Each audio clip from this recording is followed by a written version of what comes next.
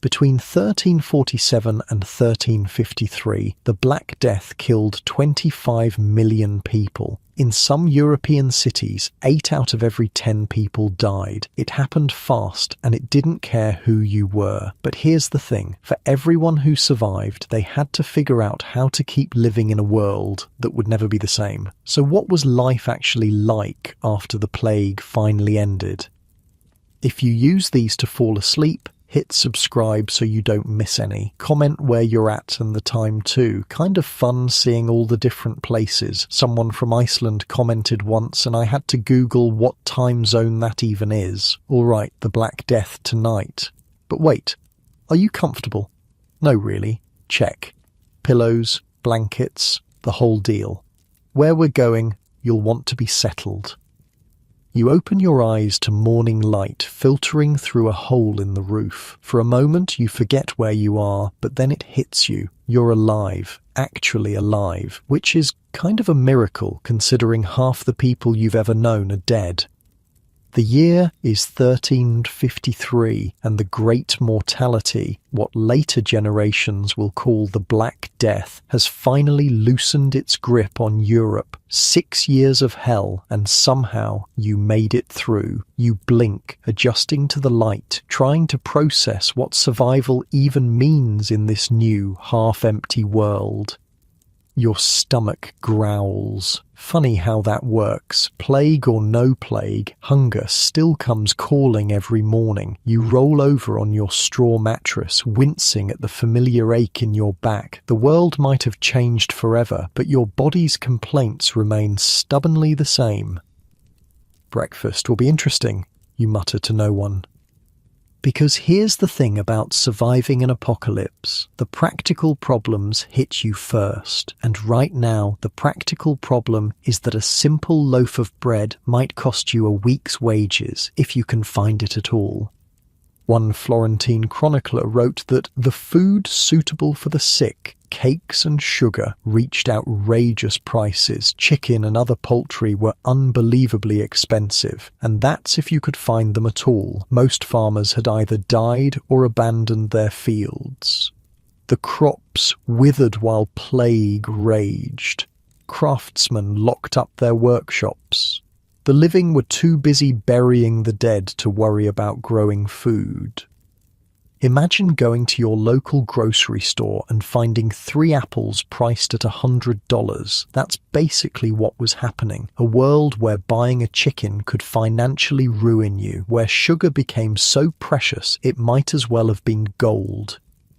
You finally drag yourself from bed. Your feet hit the cold dirt floor and you shuffle to the window, looking out at a town you barely recognize. Half the houses stand empty, windows staring like hollow eye sockets. Some have collapsed entirely with no one left to maintain them. But it's not all apocalyptic. There's something else in the air, something you couldn't have imagined during those dark plague years. Opportunity.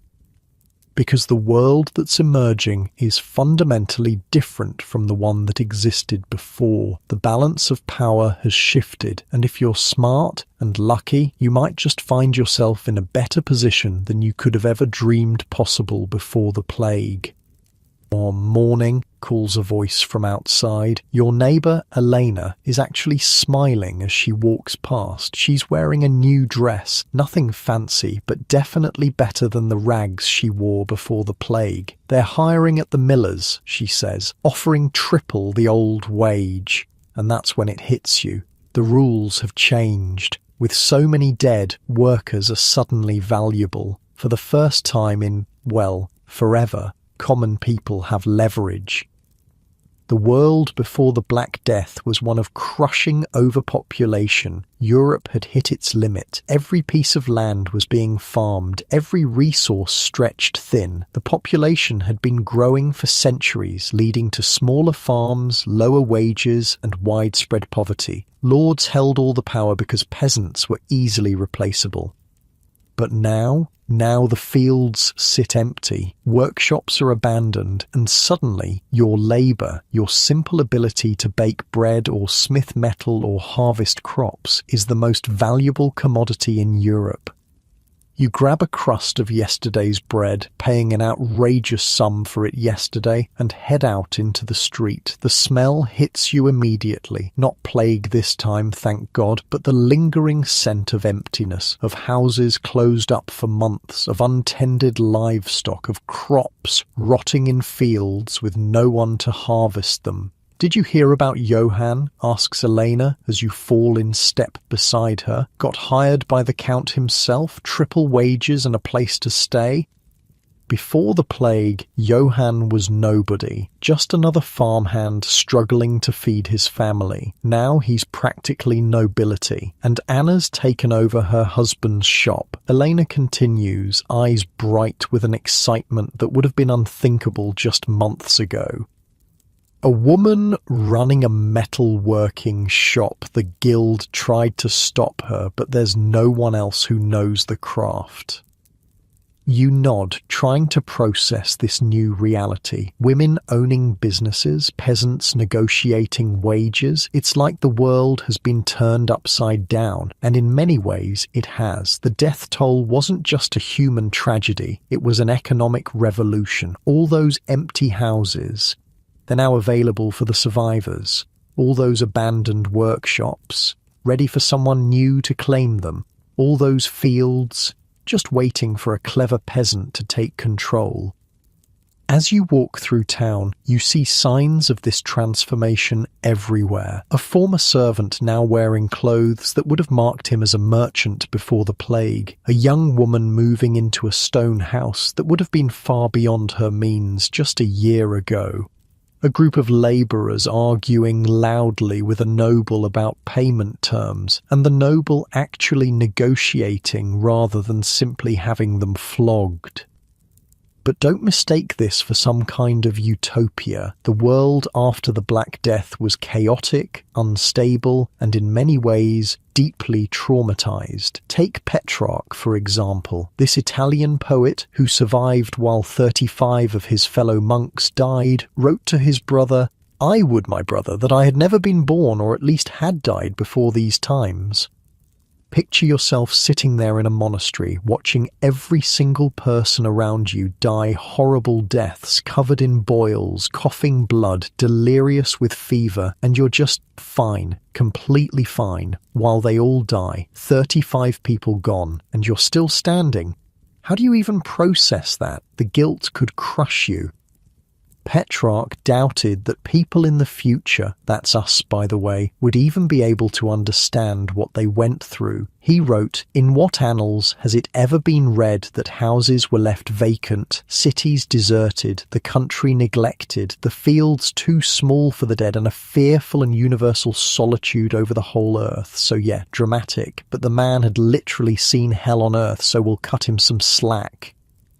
The psychological trauma of the Black Death can't be overstated. Everyone, and I mean everyone, had lost multiple family members. Children were orphaned in massive numbers. Entire families disappeared. Whole villages were wiped out. Just close your eyes for a second and imagine that 2 out of every 3 people you know have just died horrible, painful deaths. Your family, your friends, your neighbours, most of them gone in the span of a few months. How do you rebuild a life after that? For many, the answer was deeply religious. The plague was obviously a punishment from God, right? So the survivors had to be better Christians, more devout, more pious. For others, the answer went in the completely opposite direction. If God would allow such horror, why worship him at all? Why not eat, drink, and be merry? After all, death could come again at any moment. These competing impulses, extreme piety and extreme hedonism, would shape European society for decades to come. But back to our story. You and Elena reach the town square, where a small market has sprung up. Before the plague, this square would have been packed with hundreds of vendors and shoppers. Now there are maybe 20 stalls, but the goods they're selling, much better quality than what you would have seen before. "Look at that," Elena whispers, pointing to a man selling fine cloth. "Silk, and look who's buying it." A woman you recognize as a baker's widow is running her hands over the expensive fabric. Before the plague, such luxury would have been unthinkable for someone of her status, but now she counts out coins from a heavy purse and smiles as the merchant cuts her several yards. This was happening all over Europe. Suddenly, regular people had money to spend. They'd inherited property and goods from dead relatives, they were earning higher wages due to the labour shortage, and many found themselves able to afford small luxuries for the first time ever. According to one chronicler in Florence, once the plague had finished, anybody who could get a hold of whatsoever kind of cloth or found the raw materials to make it became rich. Think about that. Just being able to find cloth could make you wealthy. That's how dramatically the economic landscape had shifted. Similarly, the chronicler continued, survivors inherited goods and wealth from their deceased family members. A person who previously had nothing could suddenly find themselves quite rich. It's like a lottery where the price of entry was watching everyone you love die. Not a great deal, but people took what they could get. Both men and women began to show off with clothes and horses, the same chronicler noted, clearly a bit judgmental about the whole thing. You can almost hear the medieval version of back in my day complaints. These survivors with their fancy clothes and horses. No respect. In my day, peasants knew their place, but that was precisely the point. Peasants no longer knew their place because the old social order was crumbling before their eyes. You stop at a bread stall, wincing at the prices, but handing over your coins anyway. The bread seller, a man who used to be painfully thin before the plague, now has a plump face and a fine wool tunic. Hear about the new laws? He asks as he wraps your purchase. What laws? You ask. Lords trying to freeze our wages, he snorts. Say we can't charge more than before the plague, as if that's going to work. And there it is, the first signs of backlash, because the nobility and the ruling classes weren't simply going to sit back and watch their power erode. They would fight to maintain the old order, setting the stage for conflicts that would reshape Europe for centuries to come. But that's a story for another time. Right now, your stomach is growling, and despite costing 10 times what it would have before the plague, the bread in your hands smells delicious. You tear off a piece as you continue walking, savouring the simple pleasure of food in a world where nothing else makes sense anymore. The morning sun climbs higher, illuminating a changed world. Empty houses and abandoned fields speak of the devastation that has passed, but the baker in his fine new clothes, the widow buying silk, and the labourers demanding higher wages, they speak of the strange, unpredictable future that is just beginning to unfold. As you pass the church, you notice that the doors stand open. Inside, a handful of people kneel in prayer, some giving thanks for their survival, others still mourning their losses. The priest is new, hastily trained to replace the old one who died ministering to the sick. His Latin is atrocious, and sometimes he stumbles over the prayers. But he's alive, and that's what matters in this new world. He catches your eye and nods. God has spared you, he says simply. But for what purpose? That's the question every survivor is asking themselves. Why me? Why did I live when so many others died? What am I supposed to do with this second chance? It's a question with no easy answer, but as you look around at this transformed world, but hope that whatever comes next might, in its own strange way, be better than what came before. The next morning dawns clear and crisp. You've managed to sleep soundly for once, the nightmares of plague corpses piled in streets finally beginning to fade. Your stomach is actually full, a strange feeling after years of scarcity.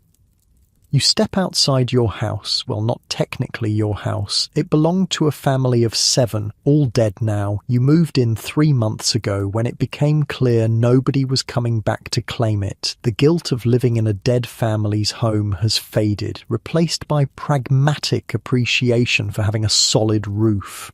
"Morning," calls a voice. It's Matteo, the smith's son, carrying a sack of something over his shoulder. "Got work today?"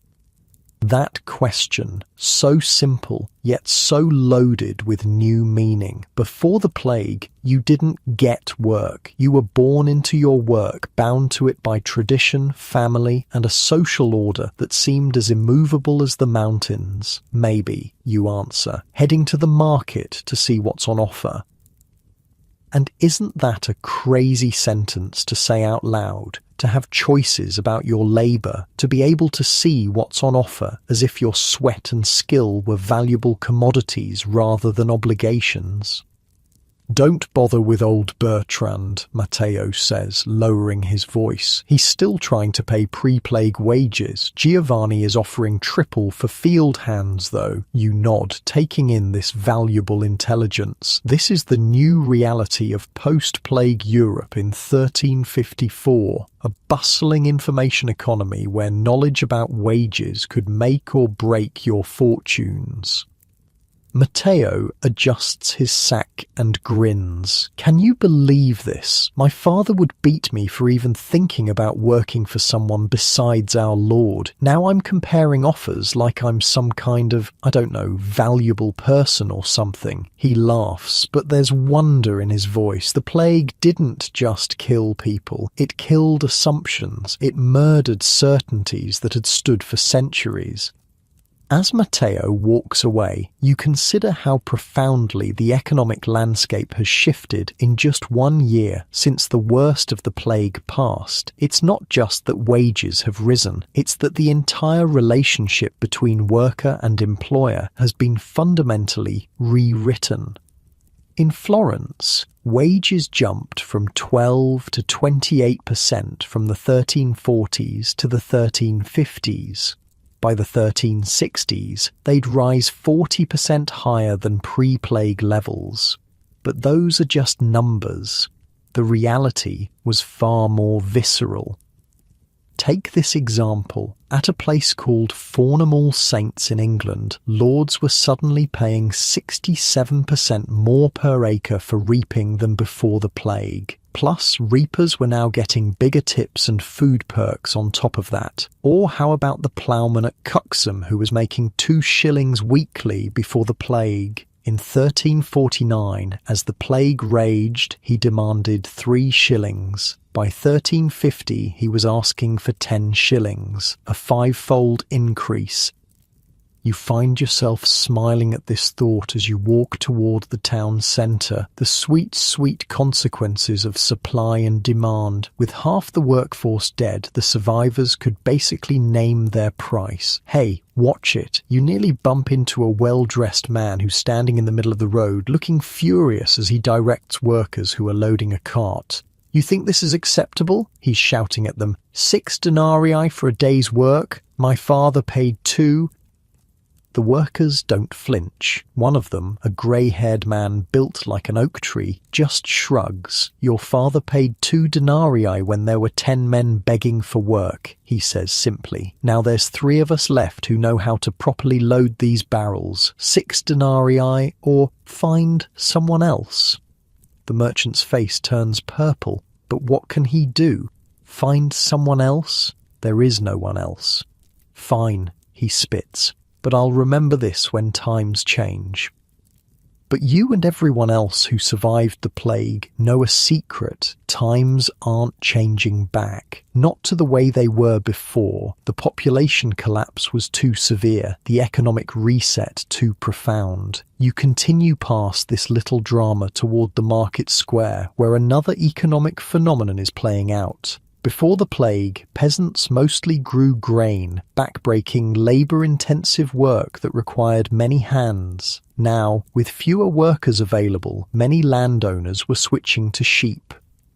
Sheep farming was genius in a post-plague economy. It required minimal labor, just a shepherd and maybe a dog, but produced valuable wool that could be sold for hefty profits. As a result, vast tracts of former cropland were being converted to pasture. The market square reflects this shift. Where once there would have been mostly grain and vegetables for sale, now there are merchants selling wool, cloth and leather goods. Quality goods too, not the rough homespun of pre-plague days, but finer fabrics that would have been reserved for the upper classes before. You there. A voice cuts through the market noise. You turn to see a well-dressed woman beckoning from a stall. She's selling finished clothing, tunics, dresses and cloaks that make your current outfit look like something a dog would refuse to sleep on. Need work? She asked directly. Doing what?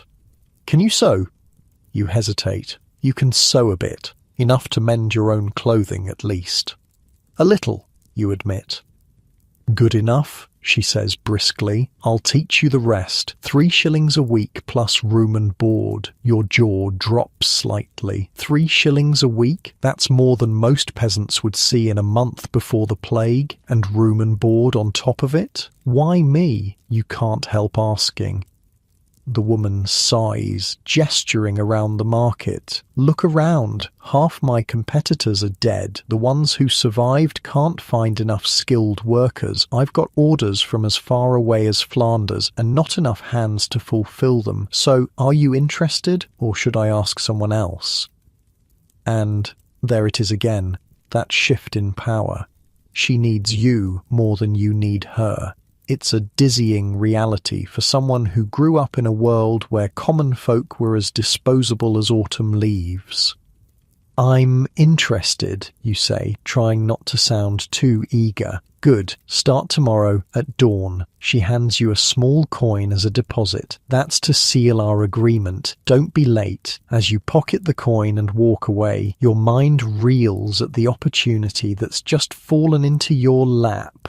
3 shillings a week, room and board, all for work that won't break your back or leave you at the mercy of weather and crop failures.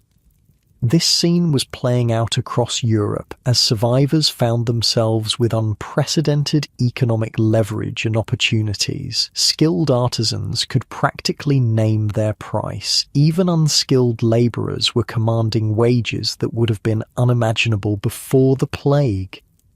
You stop at a bread seller's stall and notice something else that's changed.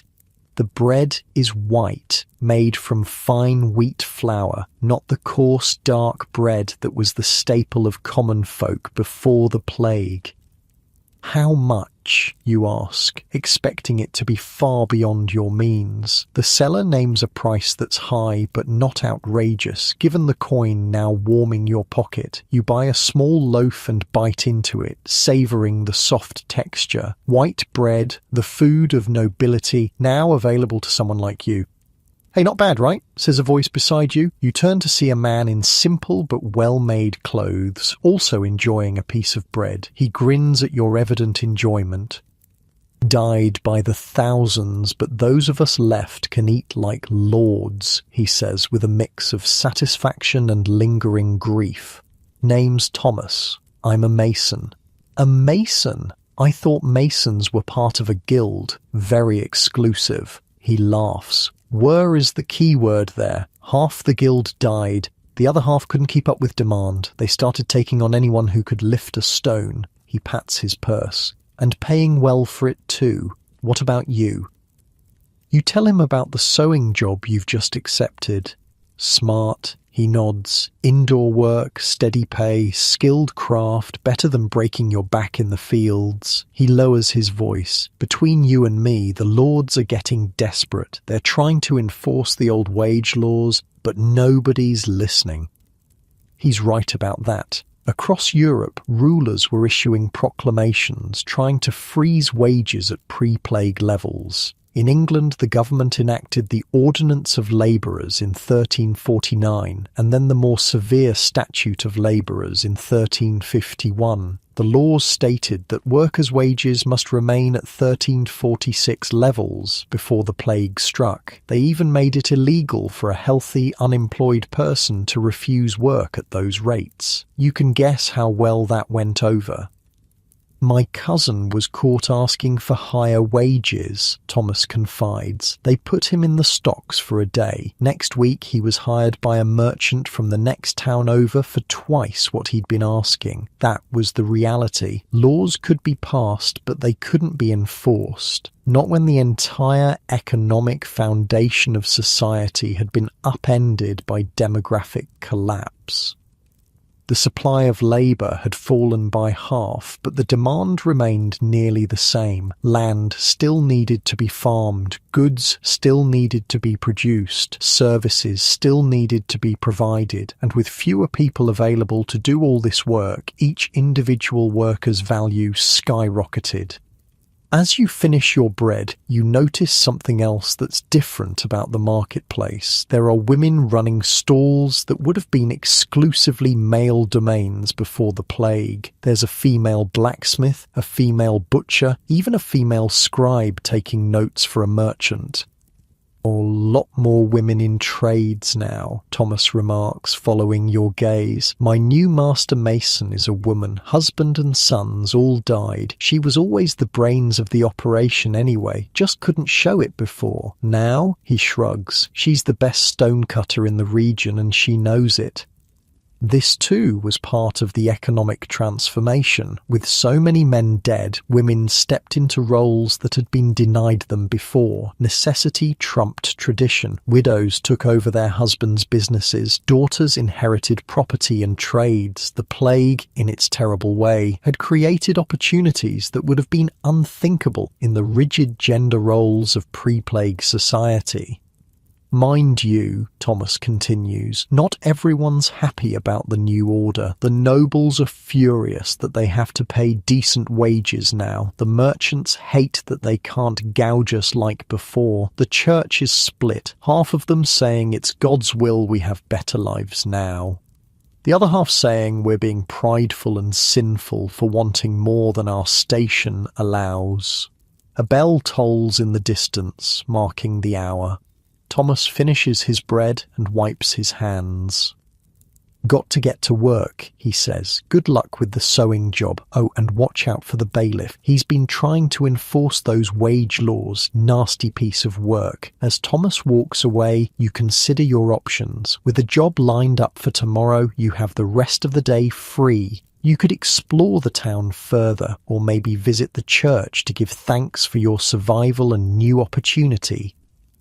You decide to wander the streets for a while, taking in the strange new reality of this post-plague world. The physical scars of the Black Death are still visible everywhere. Empty houses, untended gardens, workshops with tools laid out as if their owners just stepped away for a moment instead of being carried to mass graves.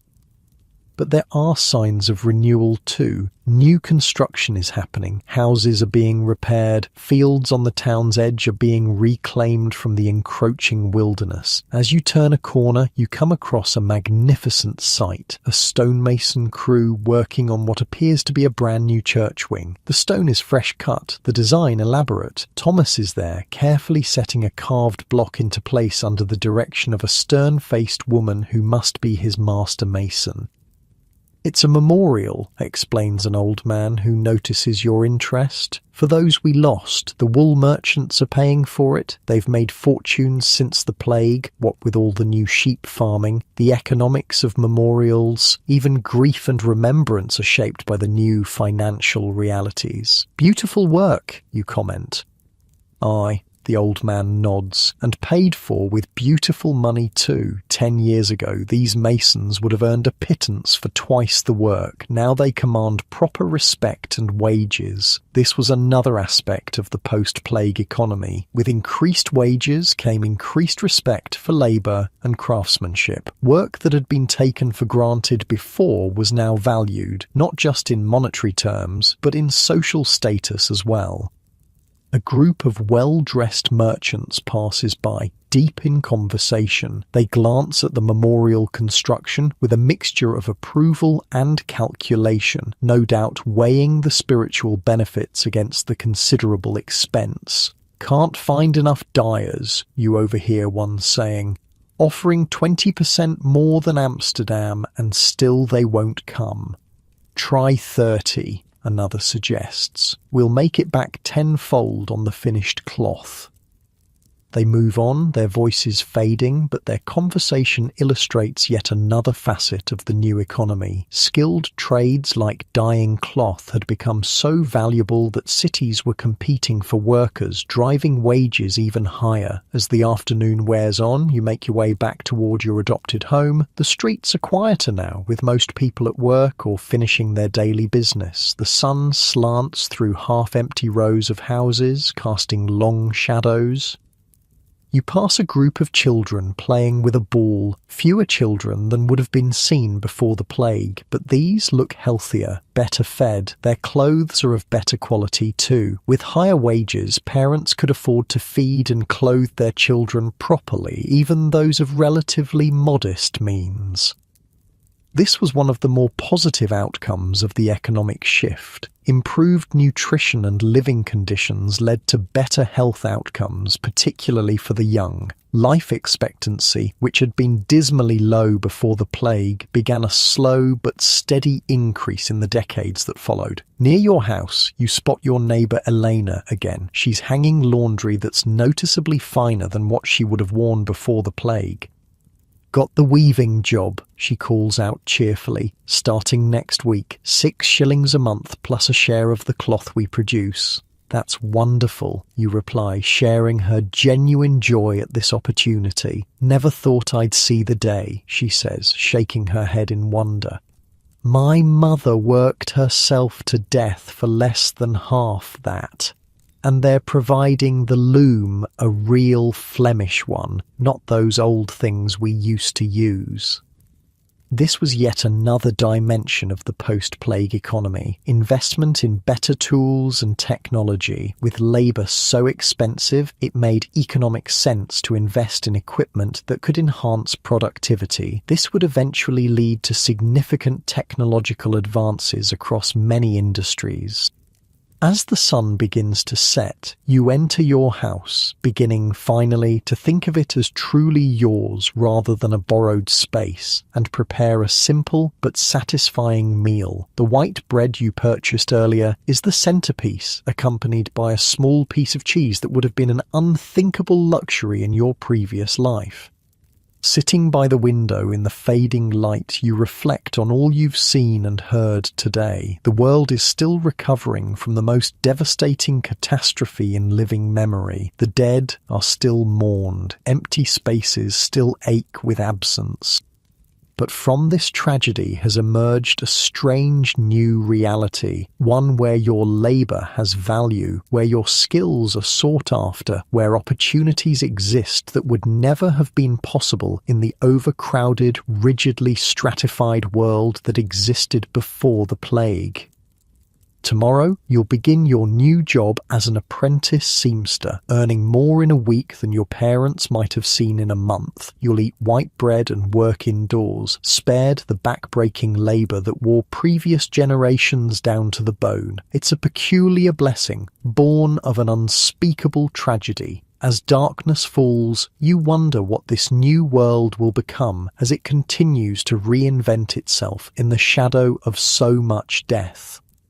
The answer, though you can't know it yet, will reshape Europe in ways no one could have imagined when the first plague ships arrived on distant shores just a few years ago. As you drift towards sleep, one thought surfaces clearly: the old world died with its victims. And, for better or worse, you are helping to build whatever comes next.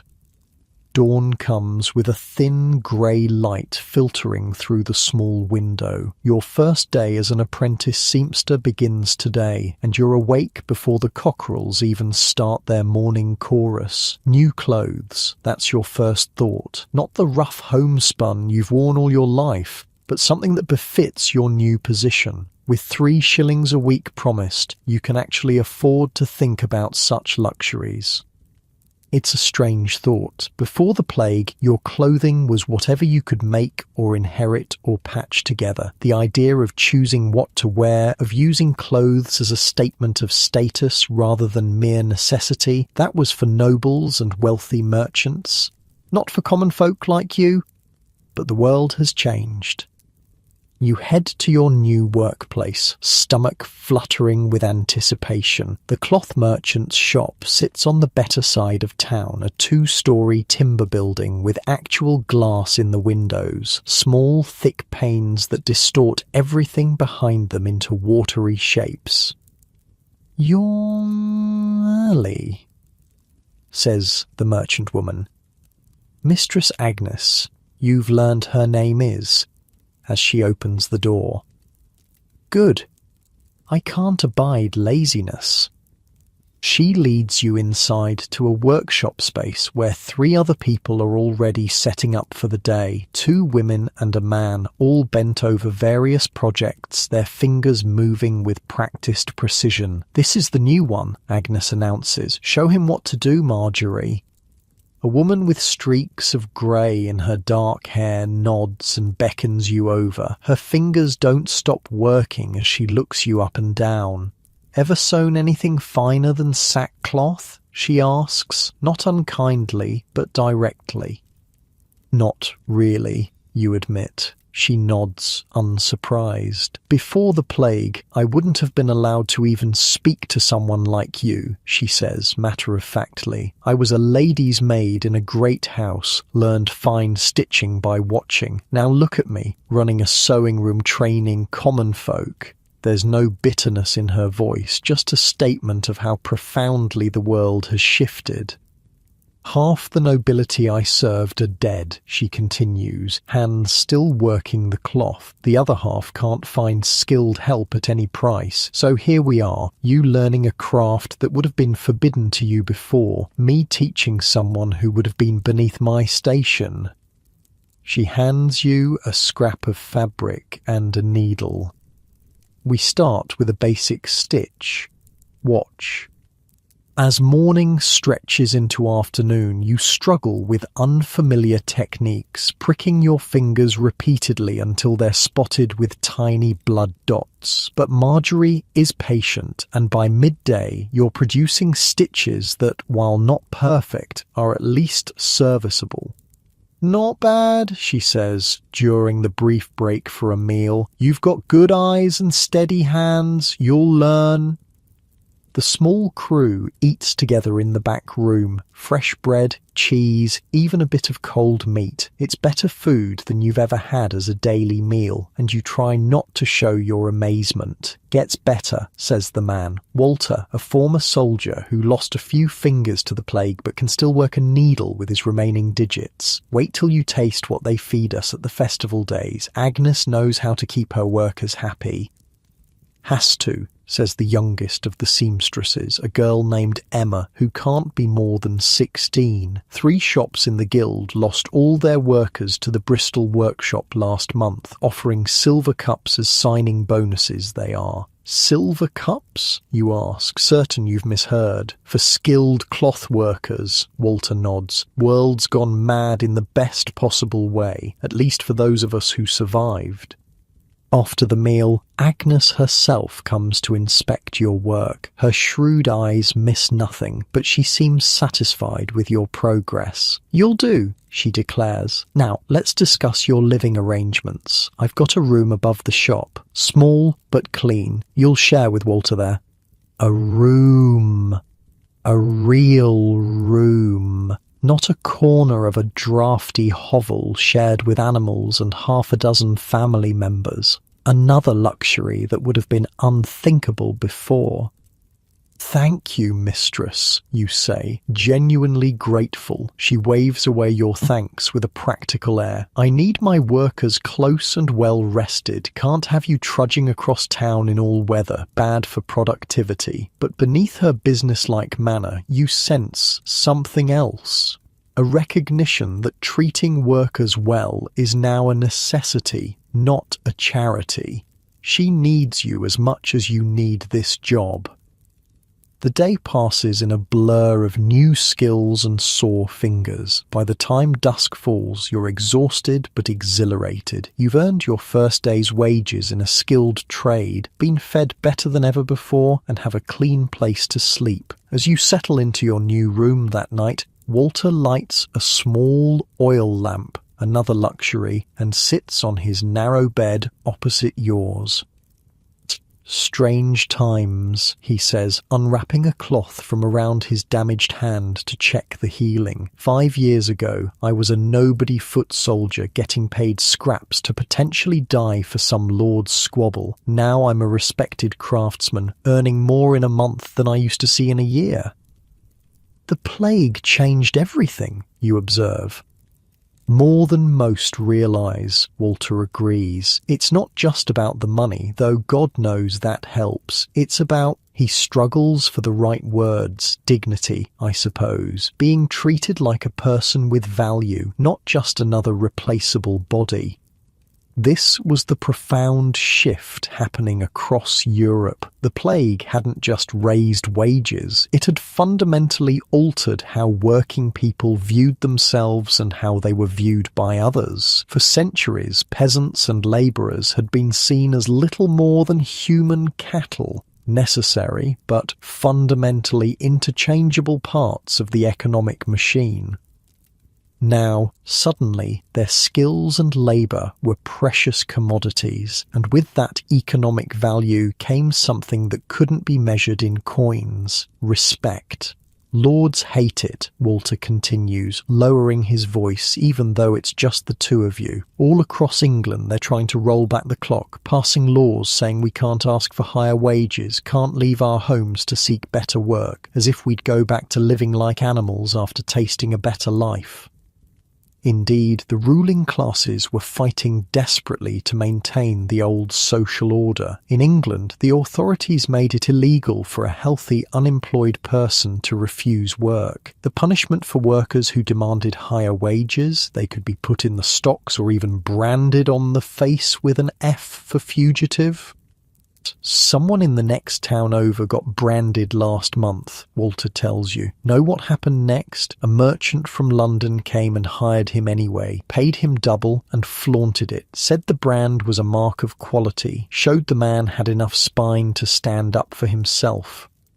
You both laugh at this, but there's a serious undertone. The struggle between workers demanding better treatment and authorities trying to force them back into subservience was no joke. It was a fundamental conflict that would shape European society for generations to come. You know what really gets under their skin, Walter says, warming to his subject. It's not just us asking for more money, it's us acting like we matter, like we deserve decent food and clean clothes and safe places to live, like we're people, not just tools to work their land. This too was a revolutionary concept. For centuries, the great mass of European peasantry had been conditioned to accept their lot as divinely ordained. The social hierarchy was presented as God's will. Nobles ruled because God had chosen them to rule, and peasants toiled because that was their appointed place in the great chain of being. The plague shattered that comforting fiction. If God had ordained the social order, why had he allowed so many nobles and clergy to die alongside common folk? Why had he permitted the collapse of the very institutions that supposedly carried out his will on earth? My old Lord used to quote the Bible at us when we complained about our conditions, Walter recalls. The poor you will always have with you. That was his favourite. Made it sound like our poverty was holy, somehow. God's plan.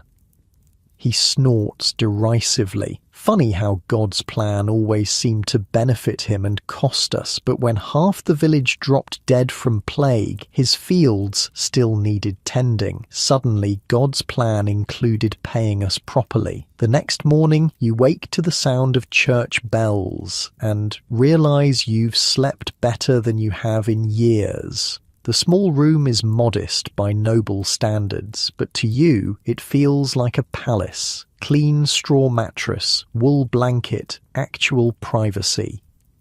At breakfast, another meal that would have been a feast day indulgence in your previous life, Agnes announces that you'll be accompanying her to the cloth market. Need to see where our materials come from, she explains. Can't make quality garments if you don't understand quality cloth. The market is bustling despite the depleted population. Merchants from as far away as Flanders and Italy have brought their wares: silks, fine wools, linens, even cotton from distant eastern lands. Before the plague, you would have been lucky to glimpse such luxury goods from afar. Now you're running your fingers across them, learning their textures and qualities under Agnes's critical tutelage. Feel that? She says, placing your hand on a particularly fine wool. That's from sheep raised in the northern hills. Better grazing land means better wool. Remember that. As you move through the market, you notice something odd. There are peasants, actual field workers in rough clothes, examining and even purchasing small amounts of finer fabrics than they would have dreamed of owning before. Agnes follows your gaze and nods. Another change since the plague. Peasants with money to spend. The smart lords have figured out that letting their workers buy a few luxuries keeps them happier and more productive. The stupid ones are still trying to squeeze blood from stones. One such stupid lord is creating a scene several stalls away. A tall, thin man in expensive but somewhat dated clothing is berating a group of field workers. "You are bound to my land," he shouts, face flushed with anger. "Your fathers and their fathers before them served my family loyally. This talk of higher wages and fewer service days is treasonous." The peasants, 6 men and women with the weathered faces and strong hands of those who work the earth, stand their ground with a confidence that would have been unthinkable before the plague.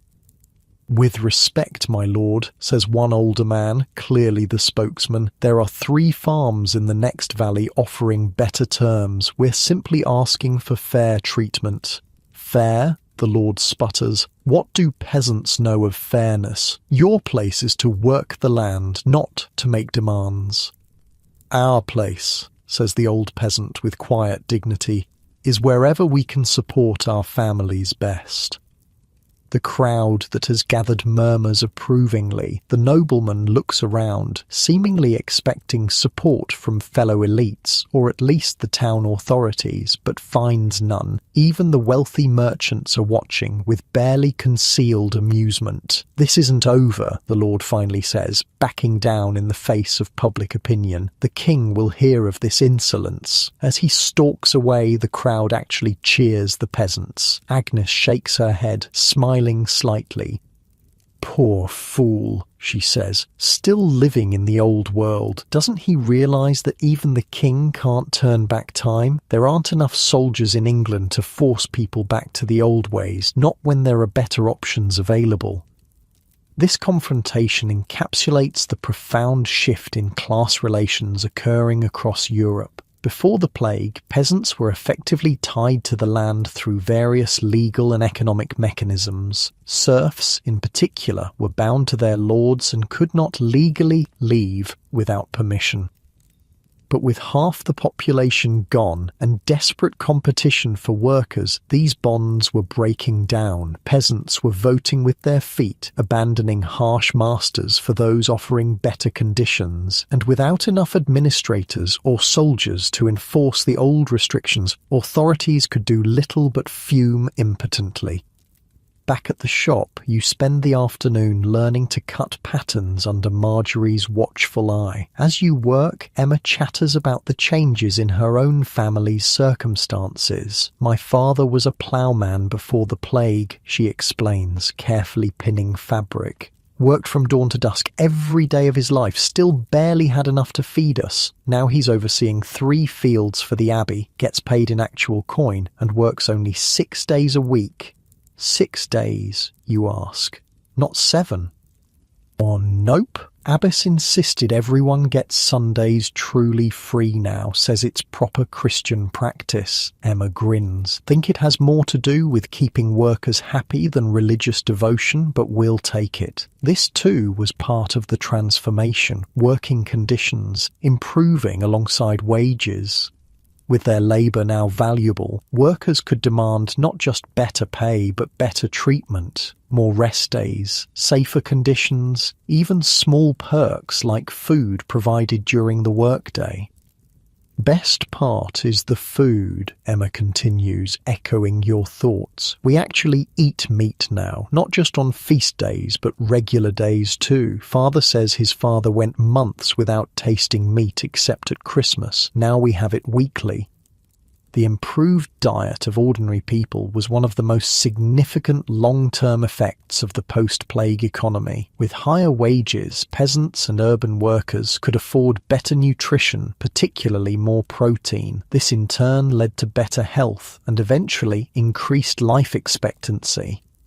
As the weeks pass, you settle into your new life as an apprentice seamster. Your skills improve rapidly, and soon you're trusted with increasingly complex work. Your wages allow you to eat better than ever before, and you notice the effects. More energy, fewer minor illnesses, even your teeth hurt less than they used to. One Sunday afternoon, enjoying your free time in the town square, you encounter Eleanor, who's similarly flourishing in her new weaving position. "Look at us," she laughs, spreading her arms to display a dress of finer quality than most peasants would have owned before the plague. Who would have thought 2 village nobodies would end up like this? Not the lords, that's for certain, you reply, sharing her amusement. Speaking of lords, Elena lowers her voice conspiratorially. Did you hear about Lord Raymond's estate? Half his peasants walked off last month, just packed up and left for better opportunities in the south. He tried to stop them, but there were too many to chase. This was happening across Europe. Mass movements of people seeking better conditions, better pay, better lives. Some historians call it voting with their feet, when peasants were no longer bound by practical necessity to remain in one place. They simply left situations that were abusive or unfair. What will he do now, you ask, genuinely curious about how the nobility were adapting. Rumour has it he's offering unheard-of terms to attract new workers, Elena says. 5 silver pennies a week, only 3 days of service to the manor, and newly built housing with actual wooden floors, not just dirt. You both marvel at this. The same lord who, before the plague, would have considered his peasants little better than farm animals was now desperately trying to lure workers with luxury accommodations and generous wages. The conversation is interrupted by the arrival of a sombre procession. A group of well-dressed burghers, town officials and guild masters are walking slowly through the square, reading from a scroll at each corner. Hear ye, intones the lead official. By order of His Majesty and the Town Council, it is hereby decreed that no worker shall demand wages higher than those paid in the year of our Lord 1346 before the great mortality. Those who violate this ordinance shall face imprisonment or public shame in the stocks. There's a moment of silence as the crowd digests this pronouncement. Then, astonishingly, someone laughs. Others join in. Soon there's open mockery following the officials as they continue their procession. "They've tried this before," says a stonemason standing near you. 3 times now. Doesn't work. They can't enforce it. "Why not?" asks a newcomer, obviously recently arrived from the countryside. "Simple arithmetic," the mason explains. "There aren't enough bailiffs to arrest all of us, and even if they did, who would do the work? The lords themselves?" He laughs at the absurdity of noblemen trying to plough fields or bake bread. This was the practical reality that undermined all attempts to legislate away the new economic order. Enforcement was impossible in a world where workers had options and leverage. As the procession disappears around a corner, the crowd returns to its normal Sunday activities, the wage proclamation already dismissed as irrelevant. "They just don't get it," Elena says, shaking her head. "The world has changed. We've changed." And indeed, something fundamental had shifted in the consciousness of common people across Europe. Having tasted better conditions and greater autonomy, they were unwilling to return to the restrictive, often abusive relationships that had defined pre-plague society.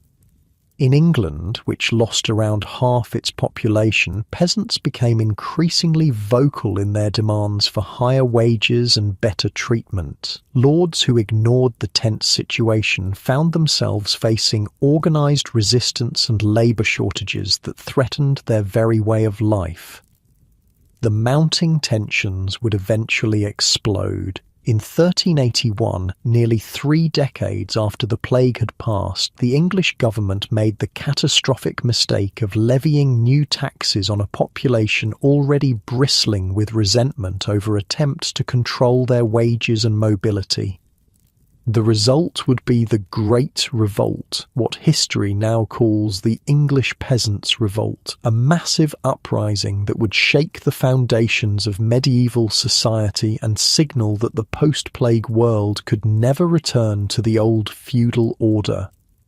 But that confrontation still lies in the future as you and Elena part ways in the town square. For now, you're both simply beneficiaries of the strange new reality, a world where plague survivors find themselves, despite the trauma and loss they've endured, with opportunities and freedoms their parents could never have imagined. As you head back to your room above the seamster's shop, you pass the church where a priest is delivering an afternoon sermon to a sparse congregation. His words drift out to the street, "And the last shall be first, and the first shall be last. For God in his wisdom has humbled the mighty and raised up the lowly."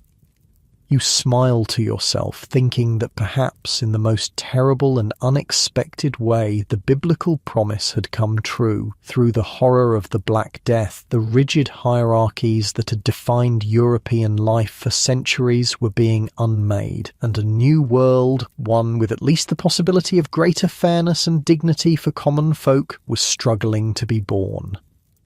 Months pass in your new life as a seamster. Summer gives way to autumn, and the first chill of winter creeps into the morning air. The work is steady, the pay reliable, and your skills have improved to the point where Agnes now trusts you with fine garments for wealthy customers.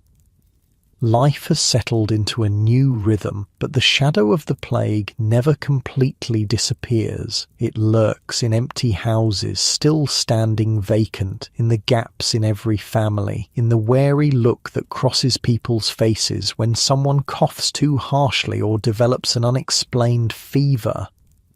This morning that shadow falls more heavily than usual. A rumour is spreading through town. Plague has been spotted in a port city 3 days' journey away.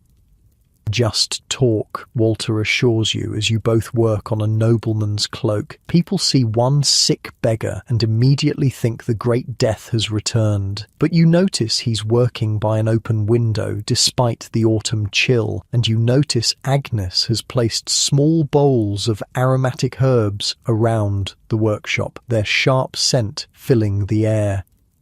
Nobody wants to acknowledge their fear openly, but the signs are everywhere. When the town crier passes through the square later that day, announcing that the town council will meet to discuss preventive measures, the entire workshop falls silent, listening intently.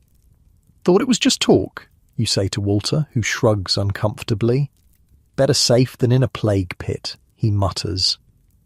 The fear is rational. Everyone in Europe now understands that plague is contagious, even if they don't understand exactly how it spreads. The hard-won knowledge of the first outbreak has been seared into collective memory. That evening, instead of returning directly to your room, you follow the crowd to the town hall where the council meeting has been opened to the public. The large hall is packed tight with anxious citizens, all speaking in low, tense voices. The town's senior physician, a stern man with a trimmed grey beard, stands to address the crowd. Unlike the physicians during the height of the plague, many of whom fled or died alongside their patients, this man projects confidence and authority. "My fellow citizens," he begins, "let us not give in to panic. Yes, there are reports of illness in Portsmouth, but we have learned much since the Great Mortality. We know how to protect ourselves better than our predecessors did." A voice calls out from the crowd. "How do we know it's not already here, hiding among us?" The physician nods, acknowledging the fear. "A fair question. We know the pestilence has certain signs. Buboes in the lymph nodes, particularly in the neck, armpit and groin. Fever. Sometimes black spots on the skin. We have instructed all barbers and midwives to report any such symptoms immediately." This systematic monitoring of symptoms was one of many practical measures developed in the plague's aftermath. Before the Black Death, medical response to outbreaks was haphazard at best. Now, cities and towns across Europe had established protocols for identifying and reporting potential cases. Furthermore, the physician continues, "We understand now that the pestilence can spread from the sick to the healthy and even through the clothing and belongings of the afflicted." This, too, was hard-earned knowledge. Italian writer Boccaccio had reported that the disease spread not only between people, but through objects a plague victim had touched. This understanding led to new approaches for containing outbreaks. "Should the pestilence reach our town," the physician explains, "we will follow the Venetian method. Any home with infected persons will be sealed for 40 days with food and necessities provided from outside. No one will enter or leave until the 40 days have passed." A worried murmur passes through the crowd. The idea of being locked in a home with plague is terrifying, but most recognize that containing the disease is necessary for the greater good. Additionally, the physician adds, raising his voice above the murmurs, "all vessels and travellers arriving from suspect regions will be held outside the town walls for a period of quarantina, 40 days, to ensure they carry no infection." This concept of quarantine was perhaps the most significant medical innovation to emerge from Europe's plague experience. First formally implemented in Venice in 1374, the practice quickly spread to other cities as its effectiveness became apparent. The town's head merchant stands now, a practical concern on his mind. "And what of trade? We cannot simply halt all commerce for fear of what might happen."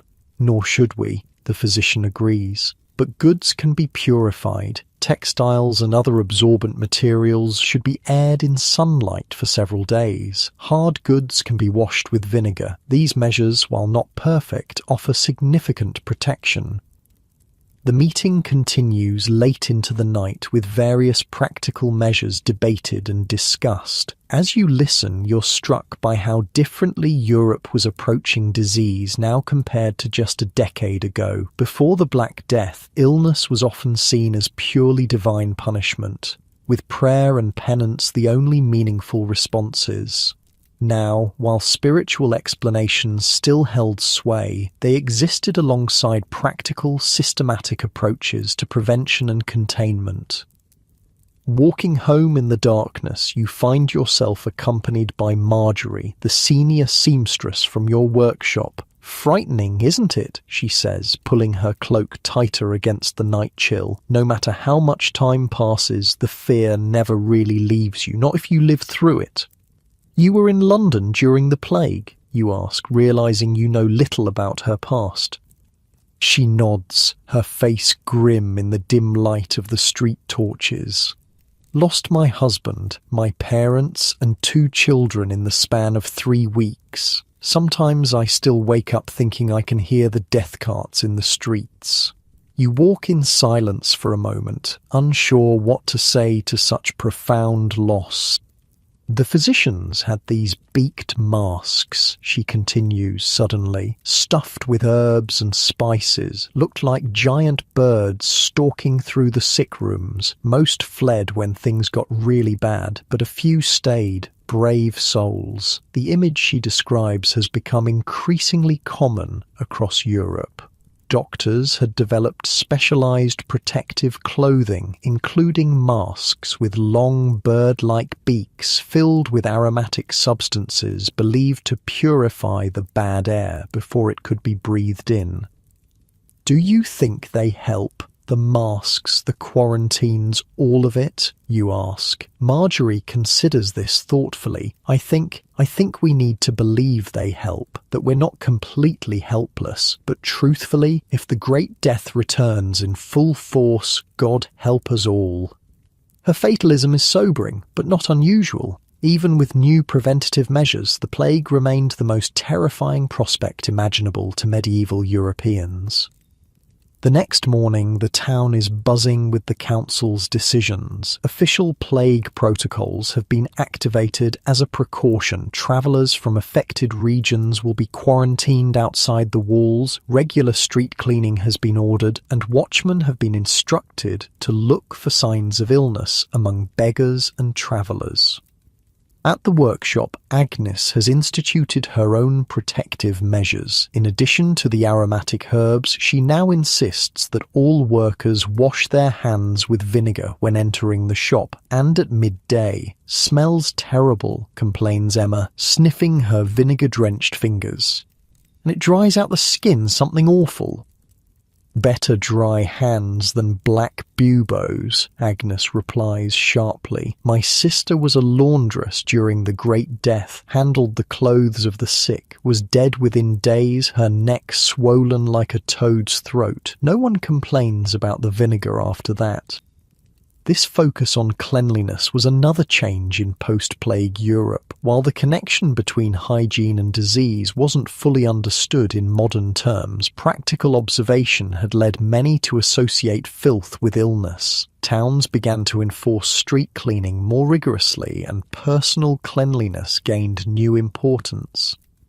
As you work, a commotion outside draws everyone to the window. A group of figures is moving slowly through the street, led by a man in official town livery. They stop at a house across the way, and the official nails something to the door, a wooden panel painted with a simple red cross. "Plague panel," Walter whispers, making the sign of the cross. "Someone's sick inside." Agnes immediately orders the shop windows closed, despite the stuffiness this will cause. The plague panel was another innovation developed during and after the Black Death. These simple markers identified houses with infection, warning healthy people to stay away. They would remain in use for centuries, evolving eventually into more sophisticated quarantine signage. "Will they bring out the dead?" Emma asks, her young face pale with fear. "Not yet," Agnes says grimly. "First they seal them in, 40 days of quarantina. If anyone survives, they can come out after that."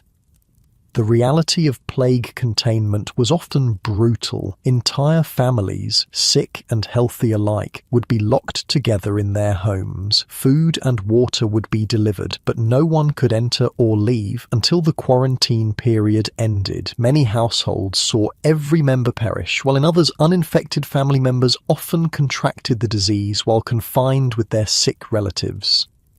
The sight of the plague panel across the street casts a pall over the workshop. Work continues, but conversation dwindles to necessary communication only. Everyone is listening for the telltale sounds of the sick, coughs, cries of pain, the distinct moaning delirium that accompanies plague fever. By evening, more panels have appeared throughout town. The rumour now is that a merchant returned from Portsmouth bringing the pestilence with him. "Should we leave?" you ask Walter as you both prepare for sleep in your shared room. "Find another town further from the outbreak?" Walter considers this, stroking his chin thoughtfully. "Could, but where's safe? Plague travels faster than rumours sometimes. Might be heading straight into it elsewhere." He's right, of course. Flight had been a common response during the height of the Black Death, but it often proved futile or even counterproductive as fleeing citizens unknowingly carried the disease with them to new locations. "Besides," Walter adds, "Agnes pays well, and the town's taking proper measures. Those plague panels went up fast, means they're watching closely, better than some places where they pretend it's not happening until half the town is dead." This too was a development since the first outbreak, the speed of response. European authorities had learned that early identification and containment offered the best chance of limiting an outbreak's spread. Sleep comes fitfully that night, troubled by anxious dreams. You wake several times, listening for sounds of distress from the quarantined house across the street, but hear nothing beyond the normal night noises of a medieval town. Morning brings a new development. Town criers announce that the council has arranged for physicians to examine anyone with suspicious symptoms free of charge. This represents another evolution in public health response. Proactive case finding rather than simply reacting to obvious disease. At the workshop, Agnes makes an announcement of her own. "I've spoken with the other guild masters," she says, her usually businesslike demeanour even more clipped than normal. "We're implementing additional protections. No apprentice or journeyman is to enter any home marked with a plague panel. Deliveries will be left at the doorstep. Payment will be collected after being soaked in vinegar overnight." The specific attention to objects that might transmit disease reflects growing understanding of how plague spread. While the concept of bacteria was still centuries away, medieval Europeans had observed that plague could travel through objects, especially textiles and other absorbent materials. Additionally, Agnes continues, "we will be fumigating the workshop daily." "Fumigating?" you ask, unfamiliar with the term. Agnes gestures to a metal brazier being set up in the corner. Burning specific herbs and woods creates smoke that drives away corrupt air. The Venetians swear by it. This practice of fumigation, burning substances to purify the air, became widespread in post-plague Europe. It was based on the miasma theory, which held that disease spread through foul or corrupted air. Europeans had embraced this theory wholeheartedly after the Black Death. If corrupt air caused illness, then sweet-smelling, purifying substances could prevent it. This belief led to a variety of protective practices. That afternoon, you see some of these practices in action when you're sent on an errand to deliver finished garments to a wealthy merchant's home. The merchant meets you at his gate rather than inviting you inside, a common precaution during potential outbreaks. What catches your attention, though, is the small silver pomander hanging from a chain at his waist. The perforated metal ball emits a strong, sweet scent that wafts towards you as he inspects the delivery. "Imported spices," he explains, noticing your interest. "Cloves, cinnamon and ambergris purifies the air I breathe." Such pomanders had become fashionable among those who could afford them in the decades following the first plague outbreak. Florentines in particular had taken to carrying bottles of perfume on their belts and dousing their hands in vinegar when interacting with others. The scientific validity of these measures varied widely. Vinegar did have some actual disinfectant properties, though medieval people didn't understand why. The aromatic fumigations and perfumes did little against bacteria, but might have offered some protection against fleas, the primary vector of bubonic plague. Regardless of their actual effectiveness, these practices represented something profound, a shift from pure fatalism to active prevention. Medieval Europeans were no longer simply accepting disease as inevitable divine punishment. They were fighting back with the tools and understanding available to them. As you return from the delivery, you pass by the town's main gate, where a makeshift camp has been established outside the walls. This is the quarantine area for travellers from affected regions, a concept that would have been foreign before the Black Death, but was now standard practice in many European cities. Guards ensure no one enters without permission, while physicians in their distinctive protective garb examine new arrivals for signs of illness. The beaked masks that Marjorie described are indeed unsettling, black-clad figures with glass-eyed bird faces moving among anxious travellers. These protective uniforms were another medical innovation that would evolve over centuries. Covering the physician from head to toe, they were designed to prevent bad air from reaching the wearer's body. While their effectiveness against bacteria was limited, they did provide some barrier against fleas and direct contact with infected patients. By the time you return to the workshop, rumours are flying about more cases in town. The atmosphere is tense, but work continues. There's a sense of determination that wasn't present during the first outbreak, a collective resolve to face the disease with knowledge rather than panic. That evening, the town council calls another meeting. The chief physician provides an update, his tone carefully measured to avoid causing undue alarm. "We have confirmed 6 cases within the walls," he announces. "All have been properly contained with plague panels and quarantine. The affected streets have been fumigated, and all who had contact with the sick before symptoms appeared are being monitored." There's murmuring in the crowd, but not the blind panic such an announcement would have caused during the first outbreak. People are frightened, certainly, but there's also a sense that the situation is being managed. Citizens are reminded to carry vinegar for hand washing, to avoid large gatherings where possible, and to report any suspicious symptoms immediately, the physician continues. The council has also ordered additional street cleaning and the removal of waste that might harbour corrupt air. The meeting concludes with practical instructions rather than calls for prayer or penance. While the church still plays a significant role in the town's life, the response to potential plague is now firmly grounded in observable practical measures. As the days pass, the number of plague panels in town grows slowly but doesn't explode into the widespread devastation of the original outbreak. The quarantine measures appear to be working, containing the disease to isolated pockets rather than allowing it to sweep unchecked through the population. This relative success reinforces the value of the new approaches to disease. Towns and cities that implement quarantine, waste removal, and early case identification consistently show lower mortality than those relying solely on divine intervention. One morning, about 2 weeks into the small outbreak, you notice something as you pass the first house that received a plague panel. Workers in protective clothing, heavy gloves, covered faces, fully enclosed garments, are removing bodies. Unlike during the height of the Black Death, when corpses might lie unattended for days, these dead are being handled promptly and systematically. The workers carry them to a covered cart rather than exposing them to public view, and you overhear them mentioning that the bodies will be buried in lime outside the town walls, another preventative measure developed from hard experience.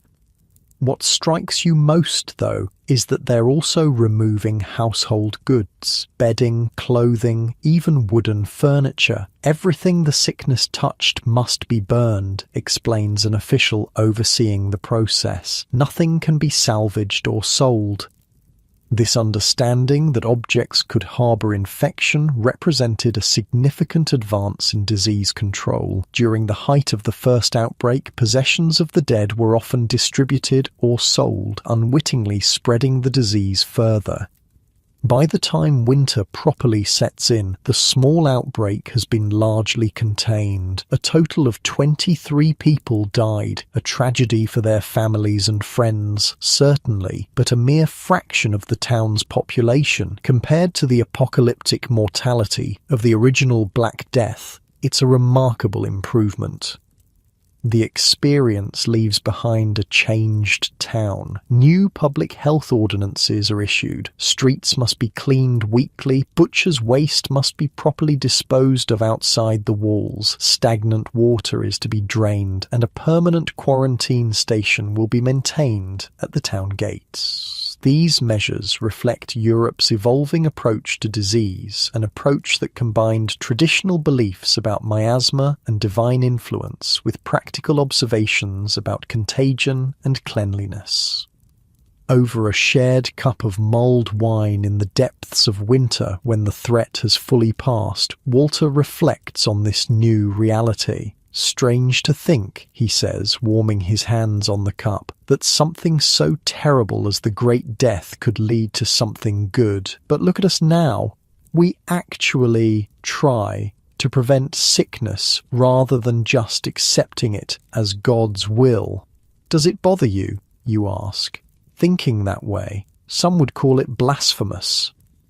Walter considers this, then shrugs. I figure God gave us minds to use. Maybe understanding how sickness spreads is part of his plan too. This philosophical shift, making space for human agency alongside divine will, was perhaps the most profound change of all. It would help lay the groundwork for the increasingly empirical, observation-based approaches that would eventually lead to modern medicine. As you sip the warm, spiced wine, you realize that you've witnessed not just economic and social transformation in the plague's aftermath, but an intellectual one as well, a subtle but significant change in how people understand their relationship with the natural world and their ability to influence their own fate. The fear of plague will never entirely leave Europe. Outbreaks will continue for centuries, though none as devastating as the Black Death, but each episode will be met with increasingly sophisticated responses, building on the hard-won knowledge of previous generations.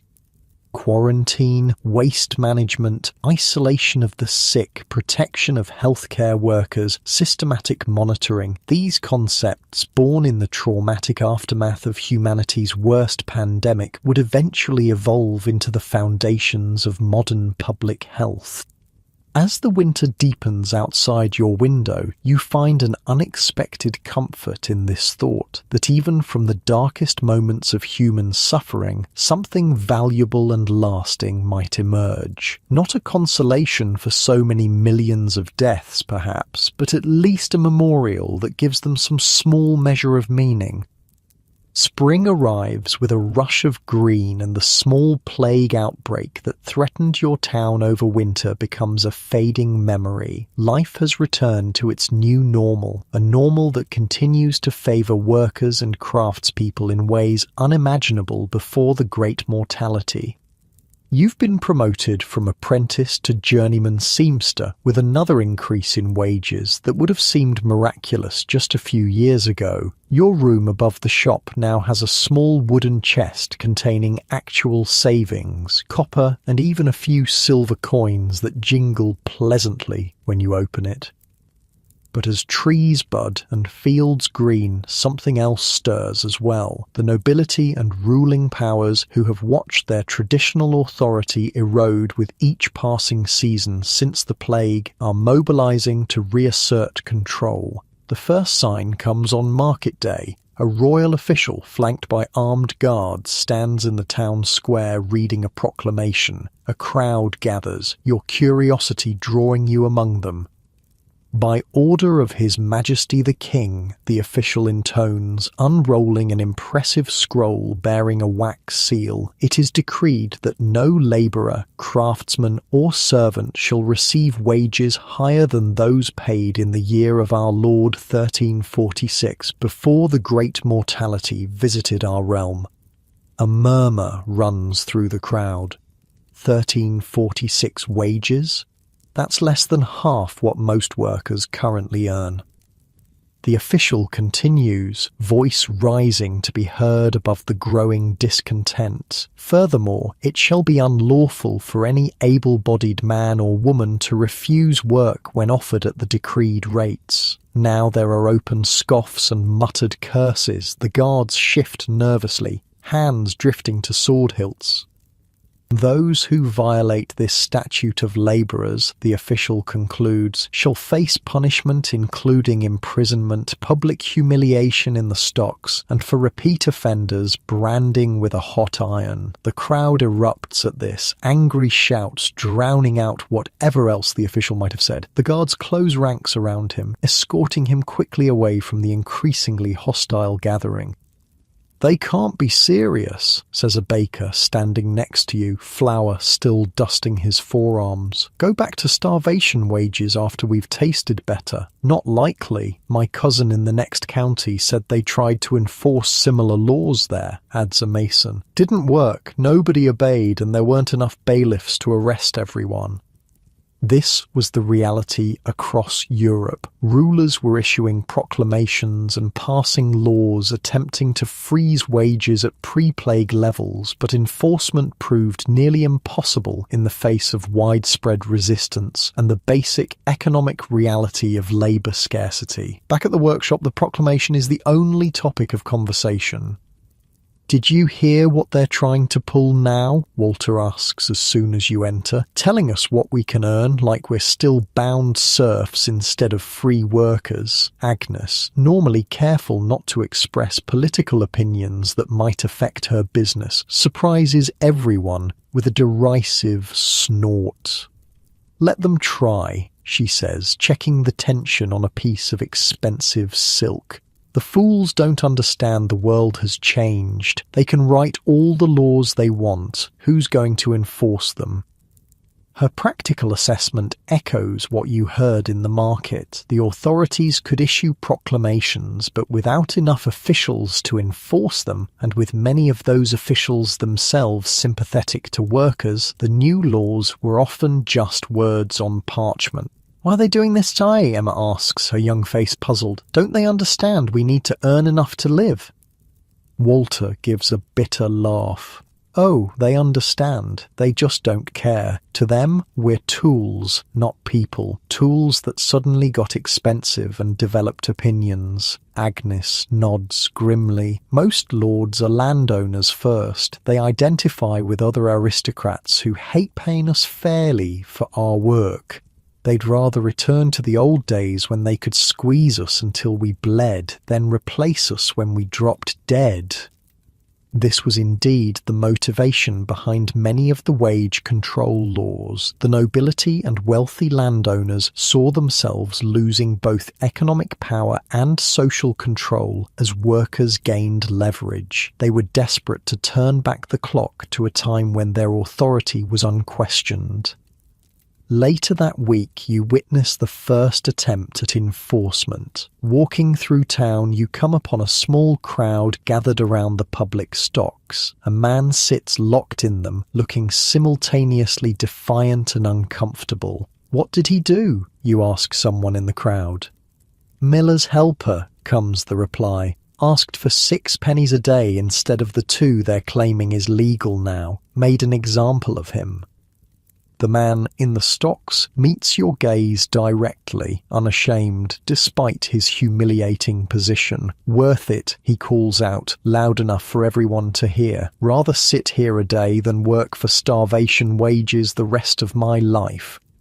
There's a murmur of approval from the crowd. Several people step forward to offer the man water or a bit of food, showing clear sympathy for his plight. The single guard watching over the prisoner looks uncomfortable, outnumbered, and facing a community that clearly sides with the criminal. This scene would be repeated across Europe in the months and years following the plague. Authorities would attempt to make examples of workers who demanded higher wages, only to find that public sentiment had shifted decisively in favour of labour. In some cases, the punishments grew more severe. You hear rumours from travellers about villages where workers caught demanding better pay were branded with an F, possibly for fugitive or falsifier. "That seems a little harsh for asking for a raise," you remark to Walter, as you both walk home one evening after hearing such stories. "That's the point," he replies darkly. "They want us terrified, easier to control people who are scared." But the scare tactics weren't working as intended. Instead of cowing workers into submission, they were breeding resentment and resistance, and they were highlighting the profound disconnect between rulers and the new economic reality. One morning, Agnes calls everyone together before work begins. Her expression is unusually serious. "The Cloth Merchants Guild met last night," she announces. "The king's officials are pressuring us to reduce wages to pre-plague levels. They're threatening fines and loss of guild privileges if we don't comply." A tense silence falls over the workshop. "These are your livelihoods being discussed. What did the guild decide?" Marjorie asks finally. Agnes's stern expression cracks into a small, defiant smile. "We're going to nod and agree to their faces. Then we're going to continue paying fair wages and recording them as bonuses and living allowances in our books." This creative resistance was common among guild masters and merchants caught between royal decrees and economic reality. On paper, they would appear to comply with wage controls while finding workarounds to continue paying the higher rates that market conditions demanded. "Won't they catch on?" Emma asks. "Eventually," Agnes concedes, "but by then, hopefully, they'll realise these proclamations are nothing but wasted parchment. You can't legislate away basic supply and demand." Her use of these economic concepts, though she wouldn't have used those exact terms, reflects how practical experience was teaching ordinary people principles that scholars would later formalize into economic theory. The plague had turned European society into an unintended laboratory for observing how markets respond to dramatic shifts in labor supply. Spring progresses into early summer, and rumours begin circulating about bigger troubles brewing. Peasants in several counties have reportedly refused to work under the conditions mandated by the Statute of Labourers. Some lords have responded with force, imprisoning or evicting those who resist. "Bad business, that," comments a travelling merchant stopping in town. "Evicting your workers when there's half as many as before. Who's going to plant the crops and tend the livestock? The lord and his fine-fingered wife." The mockery contains a serious point. The nobility's attempts to maintain the old order through coercion were often self-defeating. Driving away scarce workers only exacerbated their economic problems. But many lords were slow to grasp this reality. Having held nearly absolute power over their peasants for generations, they couldn't adapt to a world where common labourers had leverage and options. One bright afternoon, as you deliver a completed garment to a manor house outside town, you witness this disconnect firsthand. The lord of the manor, a middle-aged man with an impressive beard and fine velvet clothing, is berating a group of field workers within earshot of anyone nearby. "Insolence," he shouts, face flushed with anger. "My father and his father before him paid 2 pennies daily for field work, and that was considered generous. Now you ungrateful wretches demand 6? The law is clear on this matter. The field workers, sun-browned men and women with calloused hands and weathered faces, stand their ground with surprising confidence. Their spokesperson, an older man with a dignified bearing despite his rough clothing, responds calmly. My lord, with respect, 2 pennies no longer buys what it once did. Prices have risen since the mortality, and there are fewer hands to do the same work. That's not my concern, the lord snaps. The king's law sets the wage, and you will obey or face the consequences. The spokesman exchanges glances with his fellows, then shrugs. As you wish, my lord. We shall depart your lands this evening, then. The lord's face darkens further. You cannot leave, you are bound to this land.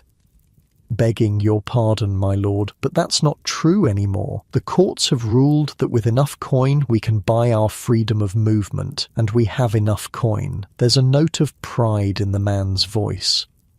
This was another significant change accelerated by the plague. The system of serfdom, which had bound peasants to the land for generations, was crumbling under economic pressure. Many lords, desperate for immediate cash after losing rental income during the plague, had allowed peasants to buy their way out of traditional obligations. Now they were facing the consequences of those short-sighted decisions. The lord sputters with indignation, but seems to realize he's in a weak position. His lands need tending, and workers are scarce. Fine, he concedes through gritted teeth. 4 pennies daily and not a farthing more, and you'll work from dawn to dusk, not slacking off at midday, as has become your habit. The spokesman confers briefly with the others, then nods. Acceptable, for now. Though when harvest comes, we'll need to revisit the rate. As you slip away, having witnessed this extraordinary negotiation between a lord and his former serfs, you marvel at how thoroughly power dynamics have shifted. Even just 10 years ago, peasants dictating terms to their lord would have been unthinkable. Back in town that evening, you share what you witnessed with Walter and a few others gathered at a local tavern. The modest establishment is itself a testament to improved conditions for working people. Before the plague, few ordinary craftsmen would have had the extra coins to spend on ale at day's end. It's happening everywhere, confirms a carpenter recently arrived from another region. Lords trying to enforce the old ways, workers refusing and either negotiating better terms or simply walking away to find better situations. Can't blame the lords for trying, says an older man nursing his ale in the corner. Their whole world is built on us staying in our place, doing as we're told for whatever scraps they decide to throw us.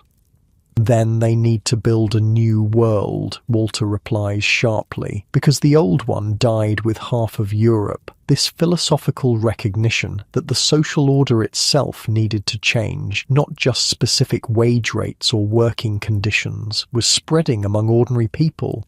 The plague had created a crack in the seemingly immutable hierarchy of medieval society, and through that crack, new ideas were beginning to flow.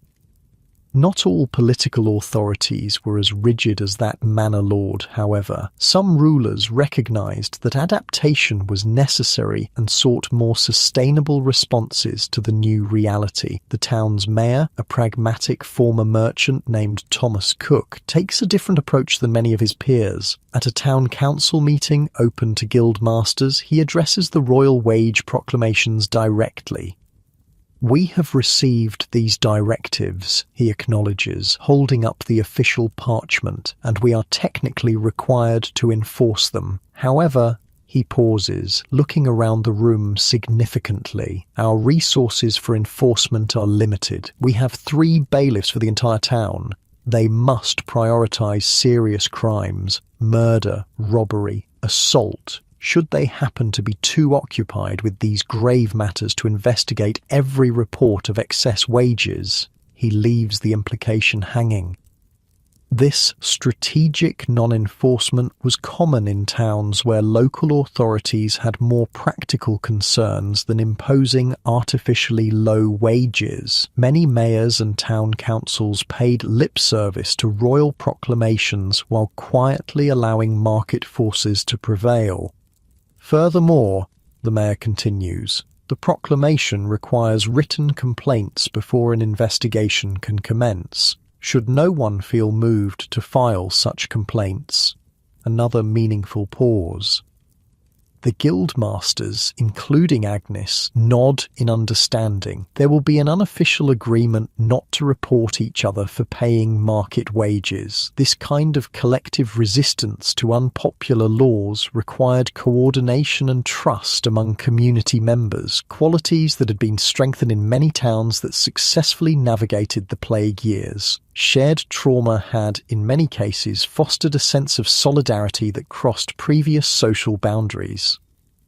Not all attempts at control focused directly on wages. Rulers also tried other approaches to maintain the old order in the face of demographic collapse. One summer day, a royal tax collector arrives in town, accompanied by an unusually large contingent of guards. He sets up at a table in the town square and begins calling people forward by name. "What's this about?" you ask a townsperson waiting in the growing line. "New tax," comes the grim reply. "They're calling it the labour obligation substitute. If you earned above the legal wage limit this past year, you pay the difference to the crown." This creative approach to wage control through taxation was another strategy employed by desperate authorities. If they couldn't prevent workers from earning higher wages, they would attempt to capture the excess through taxation. When your turn comes, the collector consults his list, notes your occupation and employer, and names a sum that makes your stomach drop. It would wipe out nearly all your carefully accumulated savings. "This is robbery," mutters the person behind you, just loud enough to be heard. The tax collector looks up sharply. "This is the king's law. Pay or face imprisonment." With the guards standing nearby, hands on weapons, there seems little choice. One by one, the townspeople reluctantly hand over their coins, watching months of better living disappear into the collector's strongbox. The anger in the square is palpable but contained. For now. People return to their homes and workshops with empty purses and seething resentment. This was precisely the kind of heavy-handed tactic that would eventually push common people beyond grumbling to outright rebellion. That evening, emergency meetings are held in taverns and guild halls throughout town. At the Clothworkers Guild, Agnes speaks with uncharacteristic passion. "This cannot stand," she declares to the assembled masters and senior journeymen. "They take with one hand what the market gives with another. If we allow this, they'll drain away every benefit we've gained since the mortality." "What can we do?" asks another master. "They have swords, we have scissors and needles." "We have numbers," Agnes counters, "and we have leverage. Without our labour, their fine clothes turn to rags, their food goes uncooked, their homes fall into disrepair. They need us more than we need them, especially now." This growing class consciousness, the recognition that working people held collective power if properly organised, was another profound shift accelerated by the plague's aftermath. The traditional deference to authority was being replaced by a clear-eyed assessment of mutual dependence and bargaining position. The guild votes to join with other craft guilds in a coordinated response. For one day the following week, all non-essential work in town will stop. No cloth will be cut, no bread baked, no metal worked except for emergency repairs. A peaceful but unmistakable demonstration of who really keeps the town functioning. When the appointed day arrives, the market square stands empty of its usual vendors. Shop doors remain closed despite the fine weather. The normal sounds of hammering, sawing and commerce are replaced by an eerie quiet, punctuated only by the essential activities that continue. Caring for animals, tending to the sick, guarding the town walls. The mayor, caught between royal authority and local reality, attempts to mediate. He meets with guild representatives in the town hall, hearing their grievances and proposals. "We understand the crown needs revenue," Agnes acknowledges as spokesperson for the cloth workers. "But not at the expense of working people's ability to feed their families." A flat tax that treats everyone equally would be acceptable. This targeted punishment of successful trades is not. Similar work stoppages are occurring in towns across the region, you later learn, not coordinated in any formal way, but arising from the same conditions and grievances. Common people, empowered by their post-plague leverage, are finding their political voice in ways that would have been unimaginable before. The authorities' response varies by location. In some places, there are arrests and crackdowns. In others, including your town, pragmatism prevails. The mayor negotiates a compromise, a smaller, more evenly distributed tax that wealthy merchants will help offset for the poorest workers. The work stoppage ends after just one day, having made its point without causing serious hardship. But something has fundamentally changed in how ordinary people view their relationship to authority. They pushed too hard, Walter observes as work resumes the next day, made us realize we don't have to just take whatever they impose. This political awakening among common people was perhaps the most significant long-term consequence of the post-plague power shift.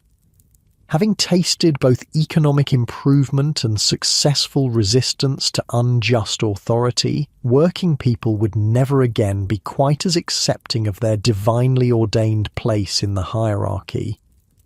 As summer turns to autumn, word reaches town of more serious confrontations elsewhere. In some regions, peasants have reportedly taken up arms against lords attempting to enforce the old labour obligations. There are rumours of manor houses burned, officials driven off, even lords held hostage until better terms are agreed upon. It won't come to that here, will it? Emma asks anxiously when such stories are discussed in the workshop. Not if the authorities are smart, Agnes replies. Violence helps no one. Fair treatment benefits everyone in the end. Her words reflect a moderate position held by many guild masters and town leaders, seeking reform rather than revolution, but firmly committed to defending the gains made since the plague. But not all in power were willing to adapt. Some clung desperately to the old order, unable to imagine a world where common labourers had rights and leverage. Their resistance to change would set the stage for more dramatic confrontations in the years to come. As you walk home through the autumn twilight, golden leaves crunching beneath your feet, you reflect on how completely the world has transformed in the few short years since the plague passed, not just economically, with better wages and living conditions, but politically and philosophically as well, as the old certainties about one's place in the world have crumbled like the walls of abandoned plague houses. In their place, something new is rising, messier, less defined, but with the potential to be more just than what came before. Tomorrow will bring new challenges. The authorities will try new tactics to reassert control. Workers will find new ways to resist. The dance between old power and new reality will continue, gradually reshaping Europe's social and political landscape in ways that will echo for centuries. But for tonight, you return to your room, no longer just shelter, but a genuine home, and appreciate how far you've come from the frightened plague survivor of a few years ago, with nothing but uncertainty ahead. Whatever the future holds, you face it not as a powerless subject, but as someone with skills, value, and a voice in determining your own fate. That transformation, born from tragedy but nurtured by collective resilience, may be the most important legacy of the world that emerged from the shadow of the Black Death. A year passes. You've settled comfortably into your role as a journeyman seamster, with steady work and fair pay despite the authorities' continued efforts to roll back wages. The confrontation over the special tax has faded into memory, but the underlying tensions between workers and rulers remain, simmering beneath the surface of daily life. Winter has given way to spring, and spring to early summer. The countryside around your town is lush and green, the crops promising a good harvest if the weather holds. But alongside the natural abundance, a different kind of growth is occurring, a slow, steady increase in anger and resentment among the common people. You first notice it in small ways. Conversations in the tavern grow more heated, with bitter complaints about lords who still treat workers as disposable property. Travellers bring stories of harsher enforcement of wage laws in neighbouring regions. There are whispered accounts of bailiffs roughed up while trying to arrest labourers for demanding better pay. Things are getting worse, not better, Walter tells you one evening as you share a loaf of bread in your room. Lords are panicking as they realise the old world isn't coming back. Makes them dangerous. He's right. After nearly 3 decades of watching their power and wealth erode, many among the nobility and ruling classes have moved beyond mere legislation. Some are now resorting to outright oppression to maintain control. "My cousin works on Lord Bedford's estate," Emma confides during a lunch break at the workshop. "Says the Lord hired mercenaries to force workers to accept lower wages. Anyone who complains gets beaten or driven off with nothing." Such stories are becoming common, each one adding fuel to the growing anger among working people. The shared prosperity that followed the plague is being threatened, not by natural disaster or disease, but by deliberate human action. The workshop has fallen silent, everyone listening to Emma's account. "That won't end well," Agnes observes quietly. "Desperate people do desperate things." Her words prove prescient. Within days, news reaches town that workers on several manors in the next county have risen up against their lords. Not just refused to work, but actively rebelled, burning tax records, opening grain stores, even taking up arms against officials sent to enforce wage controls.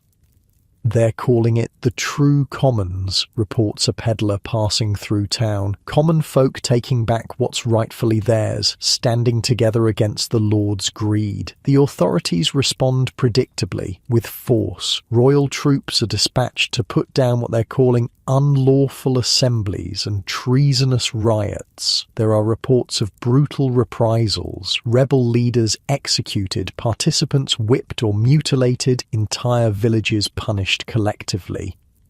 But unlike previous centuries, when such crackdowns might have quickly restored order, something different is happening. The harsh response isn't quelling the unrest, it's spreading it. "It's the new world we live in," explains an elderly monk who stops at the workshop to commission a repair to his robe.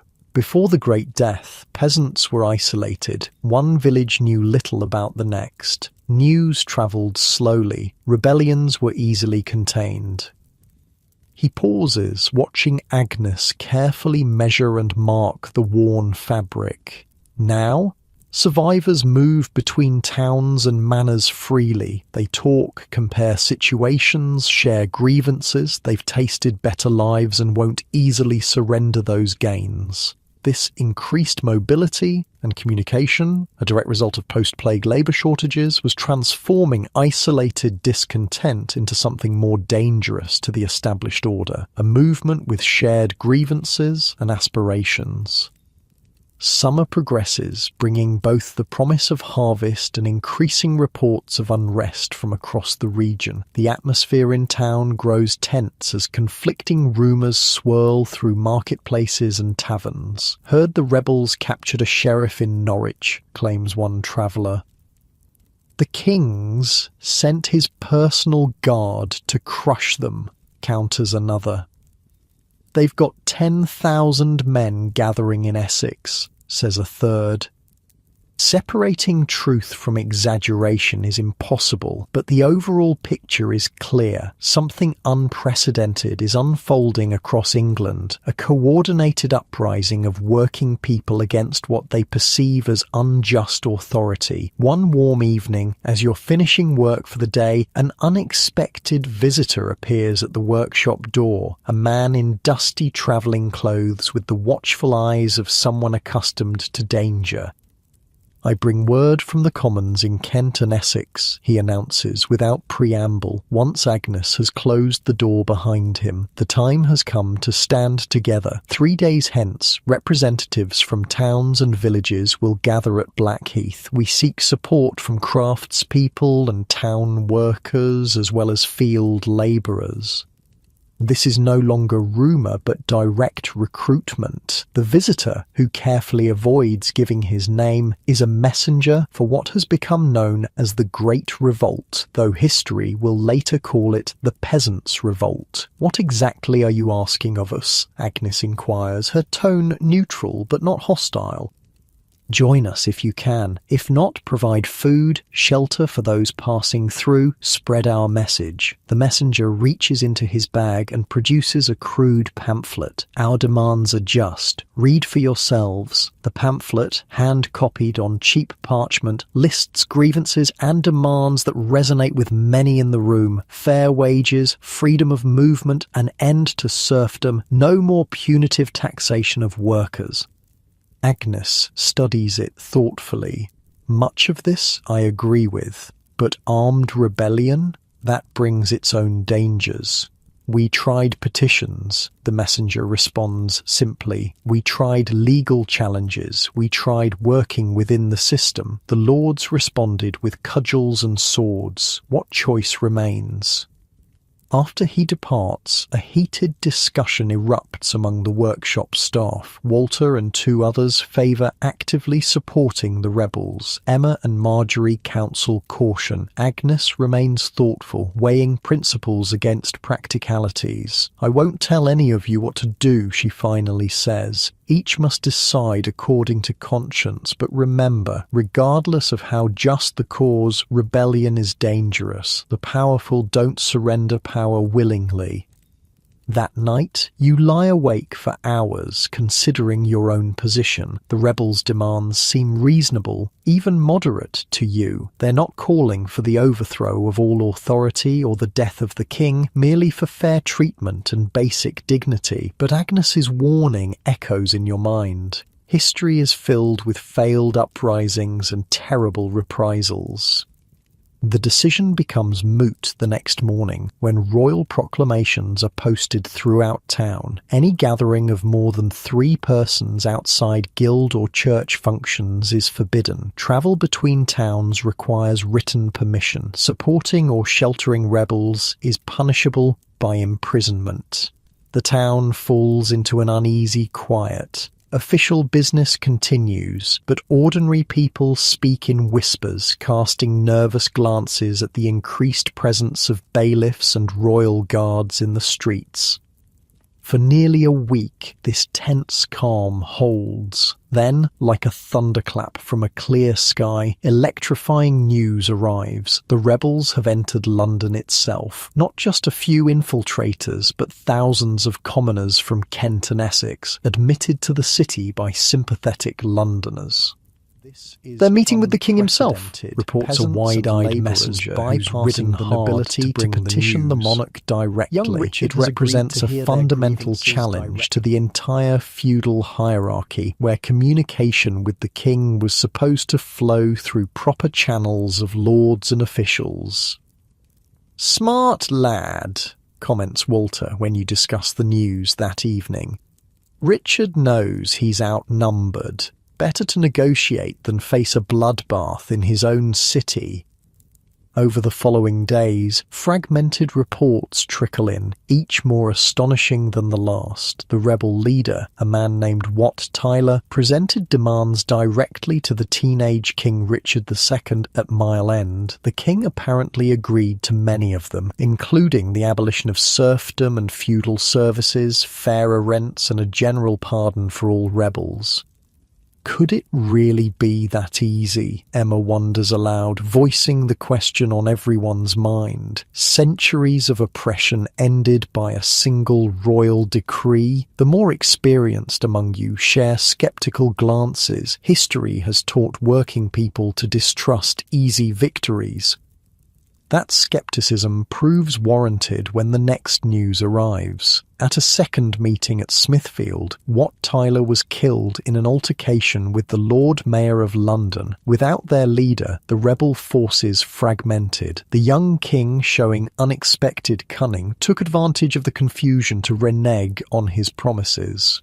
The pardons are revoked, announces a grim-faced town crier. All rebel gatherings are to disperse immediately. Leaders will be hunted down and executed as traitors.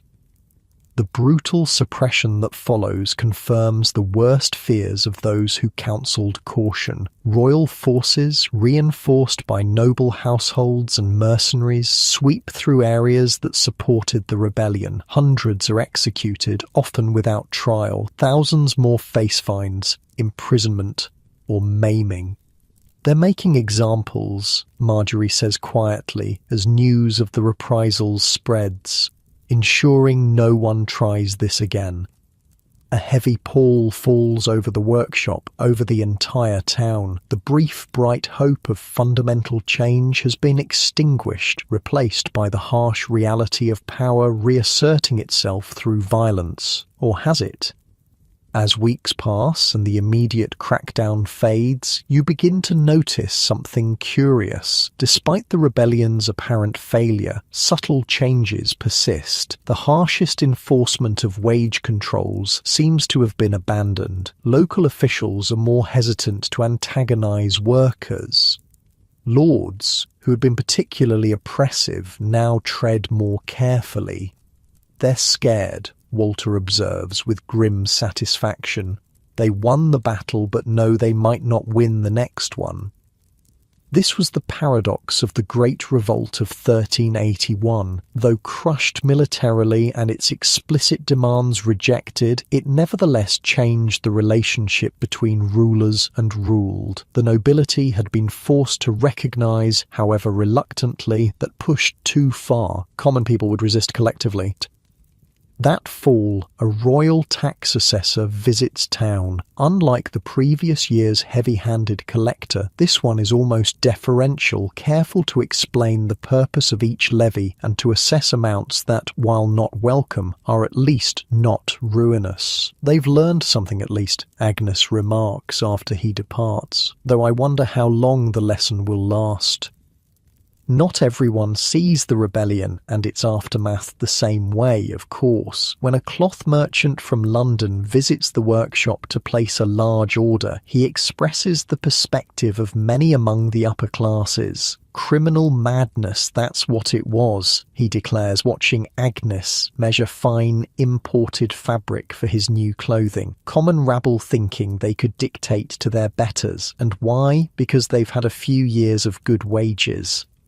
He shakes his head in disgust. As the chronicler Froissart wisely noted, it was because of the abundance and prosperity in which the common people then lived that this rebellion broke out. Agnes makes no direct response, but you catch the slight tightening of her lips as she continues working. The merchant's attitude, that better living standards for workers were themselves the problem, reveals the gulf in worldview between the classes.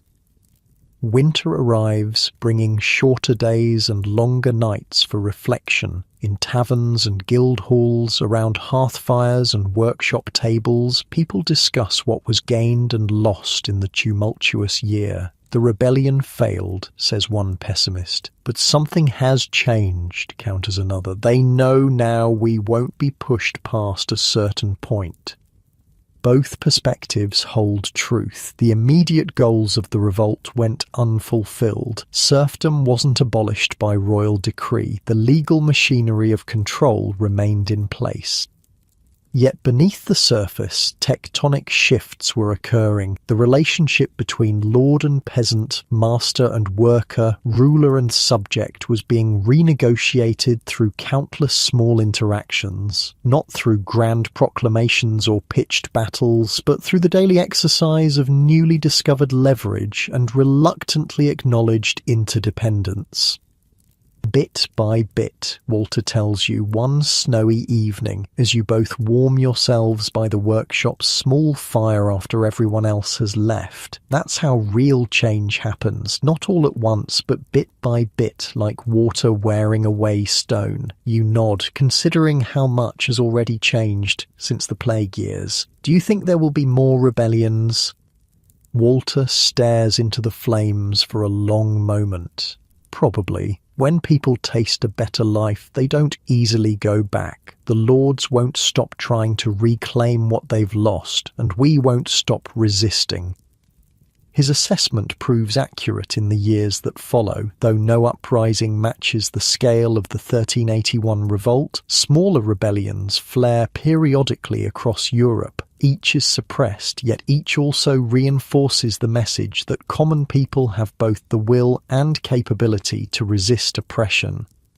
More importantly, the daily, non-violent resistance continues. Workers negotiating better terms, moving away from harsh conditions, finding creative ways around restrictive laws. This quiet persistence proves more transformative in the long run than dramatic but short-lived rebellions. One spring day, nearly 3 years after the Great Revolt, you receive unexpected news. A manor near your hometown is seeking skilled cloth workers, offering unusually favourable terms, good wages, decent housing, limited service to the lord, and crucially, a written contract guaranteeing these conditions. It's becoming more common, explains the messenger who brings the offer. Smart lords have figured out that treating workers well is good business. They get stable labour, higher productivity, fewer disruptions. This pragmatic adaptation represents yet another path of change, not through royal decree or violent uprising, but through the gradual recognition by some among the elite that the old methods no longer work in the post-plague world. Agnes encourages you to consider the opportunity. You've learned all I can teach you, she says. With your skills, you could establish your own workshop there eventually, perhaps even join the guild as a master one day. The prospect is tempting, a return to familiar landscapes, but with status and security your parents could never have imagined. It represents the culmination of the strange, tragic blessing that the plague bestowed on its survivors.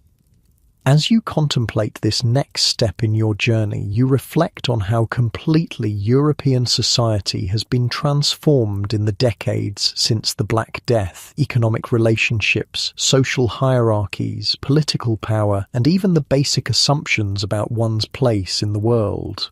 All have shifted, sometimes subtly, sometimes dramatically. The revolt of 1381 wasn't the cause of these changes, but rather a dramatic symptom of them. The true revolution was the slow, grinding readjustment forced by demographic collapse and its economic consequences. Every negotiation over wages, every worker who walked away from bad conditions, every lord who adapted rather than clung to the past. These were the real engines of transformation. "Will you take the offer?" Walter asks when you tell him about it.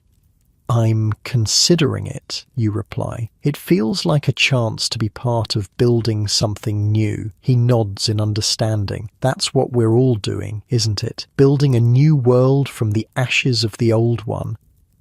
His words capture the essential truth of Europe after the Black Death. Amid the grief and trauma, amid the power struggles and rebellions, amid the daily challenges of survival, something new was emerging. A society where ordinary people had more agency, more dignity, and more possibility than before. The transition wasn't clean or easy. The old order fought desperately to maintain its privileges. Progress came in fits and starts, with setbacks and reversals along the way, but the direction was clear, toward greater freedom and opportunity for those who had previously been bound to lives of subsistence and subservience. As you drift towards sleep that night, considering the path ahead, you realize that your individual story mirrors the larger one unfolding across the continent. From the horror of plague has come unexpected opportunity. From the collapse of old certainties has come the chance to build something better. Whatever you decide about the manor offer, whatever challenges lie ahead, you face the future not as a powerless subject of forces beyond your control, but as someone with choices and agency, a participant in the great remaking of the world that began when death visited Europe and, in its terrible passage, sowed the seeds of rebirth. You decide to accept the offer from the manor near your hometown, drawn by both opportunity and nostalgia. After fond farewells to Agnes, Walter, and your other friends at the workshop, you make the journey back to familiar landscapes transformed by time and plague. The manor proves everything the messenger promised. Fair conditions, good pay, and a lord who seems to understand that treating workers well serves his interests better than clinging to outdated notions of servitude. You establish yourself quickly, your skills earning respect and steady work. But something else awaits you in this region, something strange and unsettling that reveals how deeply the plague years scarred the collective psyche of those who survived.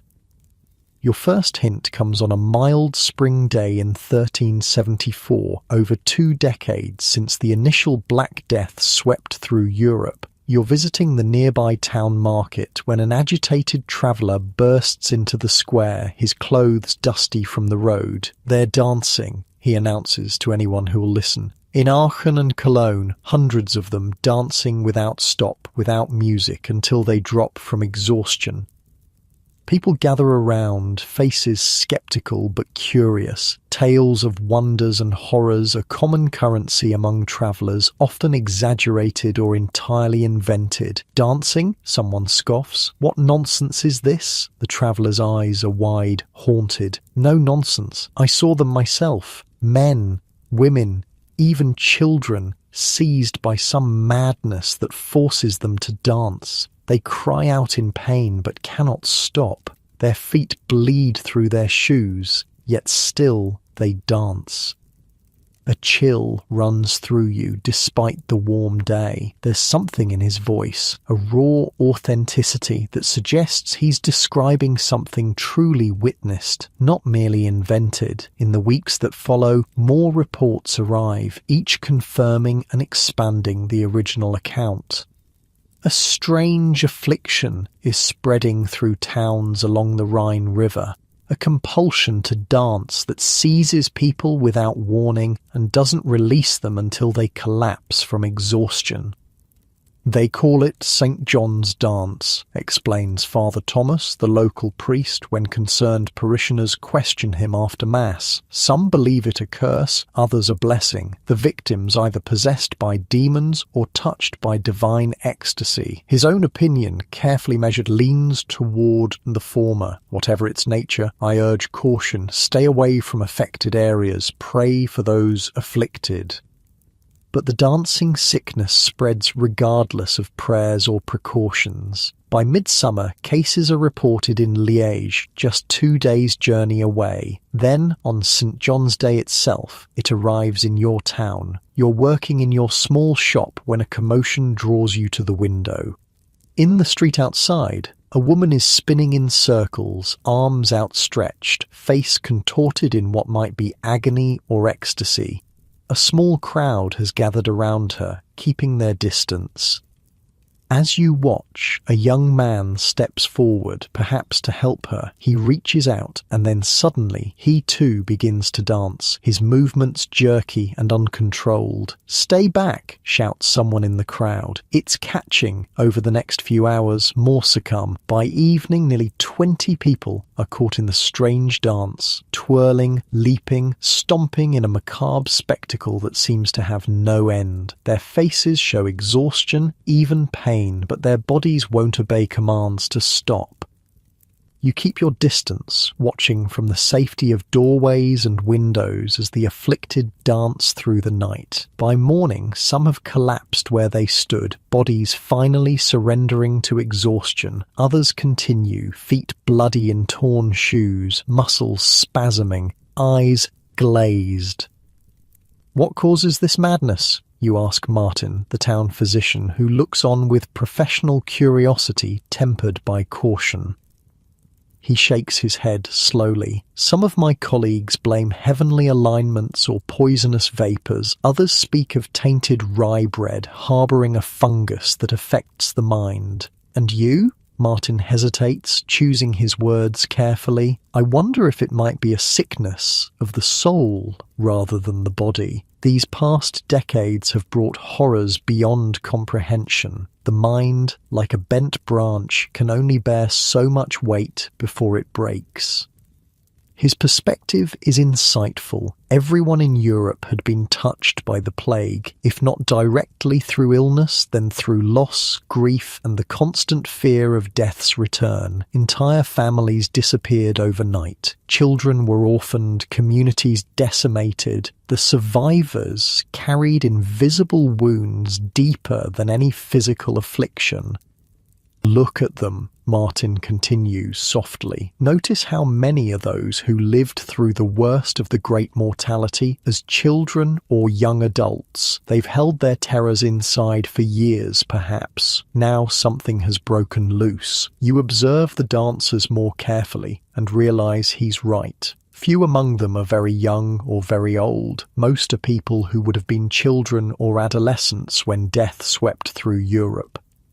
The dancing continues for days. Local authorities, unsure how to respond, initially try restraining some of the afflicted. This proves disastrous. Those tied down injure themselves, struggling against their bonds, screaming that they must dance or die. A more effective approach emerges from an unexpected source. Musicians, first a lone piper, then others joining, begin playing for the dancers, providing rhythm and structure to their previously chaotic movements.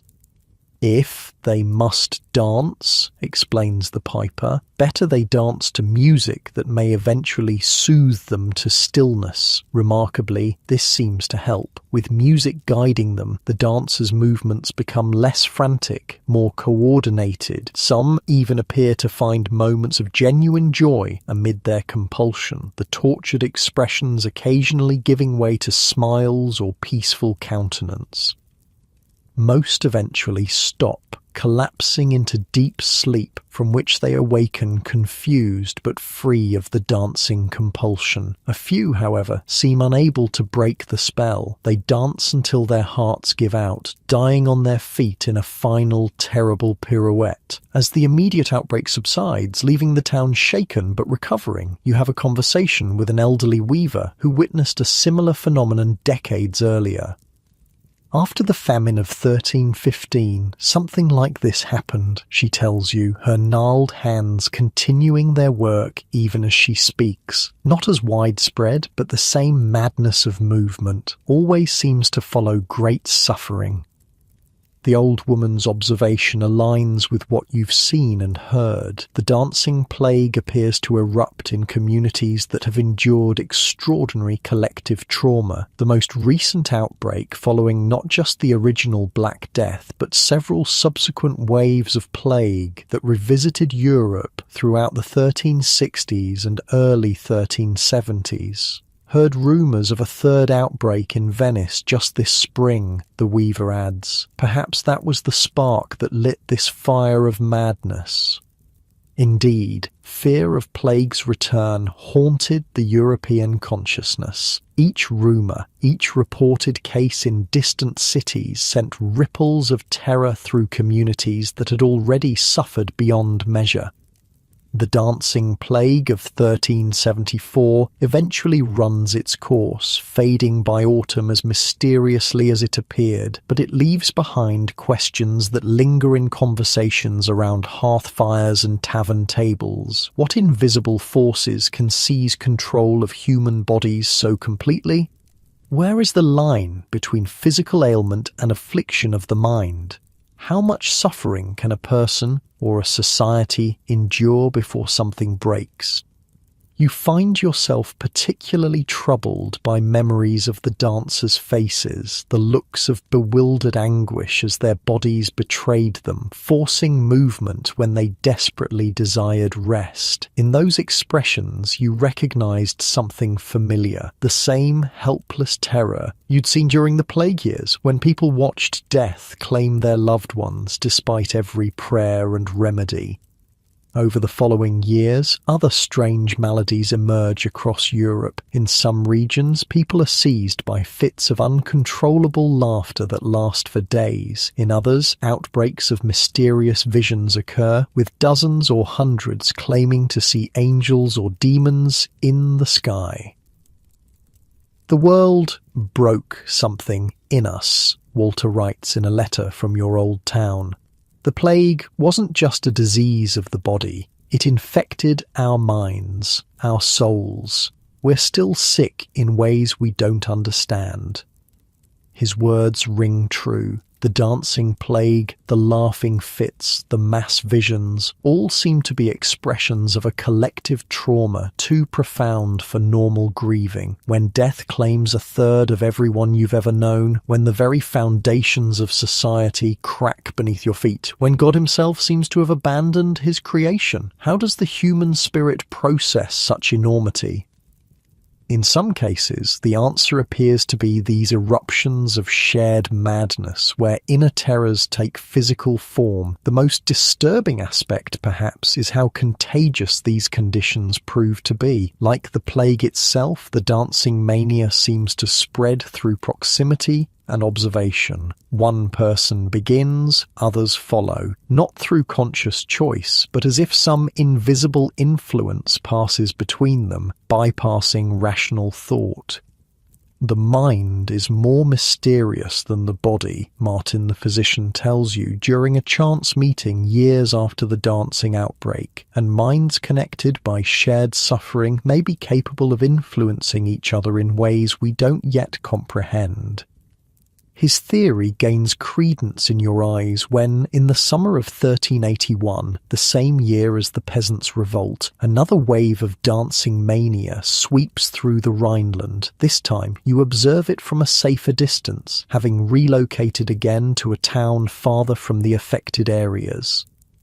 The pattern is familiar, beginning with one or a few individuals, spreading rapidly, affecting primarily those who lived through the worst plague years. Once again, musicians attempt to help, providing rhythm to contain the chaotic energy. Once again, some dancers find release through exhaustion, while others dance until death claims them.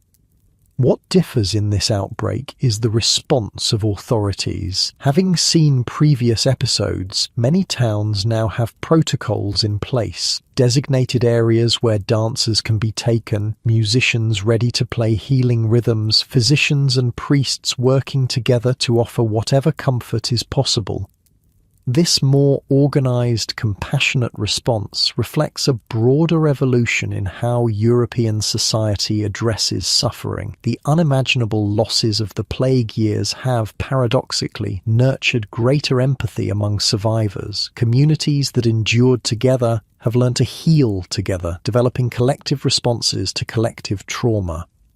Not all responses are so enlightened, of course. In some regions, dancers are still viewed as possessed by demons or punished by God for sin. They face exorcism, imprisonment, or worse. But increasingly, a more nuanced understanding prevails, recognition that afflictions of the mind deserve compassion rather than condemnation.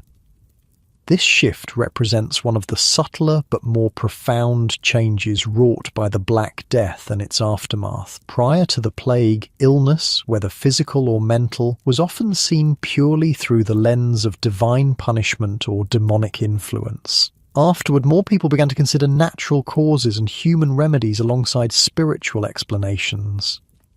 Perhaps God works through our understanding as well as our faith, suggests Father Thomas, who has remained surprisingly open-minded despite his clerical training. If we can ease suffering through music or medicine or simple kindness, is that not also doing his work? This perspective, that human action and divine purpose might work in harmony rather than opposition, represents a significant theological evolution, one that would eventually help pave the way for both scientific advancement and religious reformation. The dancing plagues and similar phenomena continue to appear sporadically across Europe for centuries, though never again on the scale of the 1374 outbreak. Each instance seems to follow periods of extreme collective hardship, war, famine, disease, as if the accumulated stress of survival eventually demands release through these extraordinary manifestations. In your own region, the memory of the dancers gradually fades into legend. Children who never witnessed the events hear stories that grow more fantastical with each telling. The real suffering of the afflicted becomes obscured by embellishment and supernatural explanations. But for those who saw it firsthand, the dancing plague remains a visceral reminder of how deeply the Black Death and its aftermath penetrated the European psyche. The disease killed bodies, but the trauma transformed minds in ways that would reverberate through generations. One cold winter evening, decades after you first witnessed the dancers, you find yourself telling the story to your apprentices gathered around the fire in your now established workshop. Their young faces, born long after the worst plague years, reflect fascination tinged with skepticism. "Did they really dance until they died?" asks one, eyes wide. "Some did," you confirm. Their hearts simply gave out, but their feet kept moving even as they fell. "But why?" presses another. "What made them do it?" You consider how to explain something that defies simple explanation, even with years of reflection. "Imagine," you say slowly, "that you've watched half the people you've ever known die horribly, that you've lived with fear as your constant companion, wondering each day if death will claim you next, that the world you understood suddenly makes no sense at all." The apprentices are silent, trying to grasp horrors beyond their experience. "The mind can only bear so much," you continue. "Sometimes what cannot be expressed in words must emerge through the body instead, like a fever of the soul," murmurs the oldest apprentice, unexpectedly poetic. "Yes," you nod, "exactly like that, a fever that broke not in sweat but in movement." As the conversation shifts to other topics, you gaze into the flickering fire, remembering the faces of the dancers, their expressions of mingled agony and release. In them, you had recognized something universal, the human struggle to make meaning from suffering, to find some form of expression when pain exceeds language. The dancing plague, you've come to believe, was neither divine punishment nor demonic possession, but something more profoundly human, collective trauma finding physical form, the unspeakable made visible through bodies in motion. This understanding that afflictions of the mind deserve compassion rather than fear or condemnation represents one of the quieter but more significant legacies of Europe's darkest century. From unimaginable suffering emerged a more nuanced appreciation of human psychology and the complex relationship between mind, body, and community. As you bank the fire for the night, sending your apprentices to their beds, you reflect on how the fabric of European society was rewoven after the plague, not just economically and politically, but psychologically and spiritually as well. The dancing manias, strange as they were, formed part of that reweaving, attempts to mend tears in the collective consciousness through shared, if involuntary, ritual. Outside, snow begins to fall gently, covering the sleeping town in a blanket of white. The world has changed immeasurably since those first terrible plague years, yet human nature remains essentially the same, resilient and fragile, capable of both extraordinary adaptation and unexpected collapse. Tomorrow will bring its own challenges, its own small joys and sorrows. But tonight, as you prepare for sleep in the quiet comfort of the life you've built from the ashes of catastrophe, you find yourself grateful for the hard-won wisdom that emerged from Europe's darkest hours.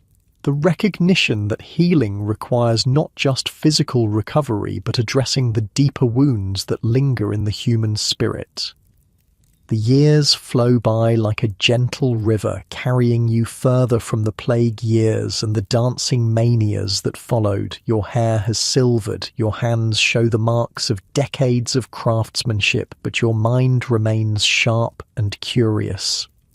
You've prospered in ways your parents could never have imagined, establishing your own successful workshop, training dozens of apprentices, even joining the guild leadership in your town. The economic opportunities created by the plague's aftermath allowed you, a common-born person, to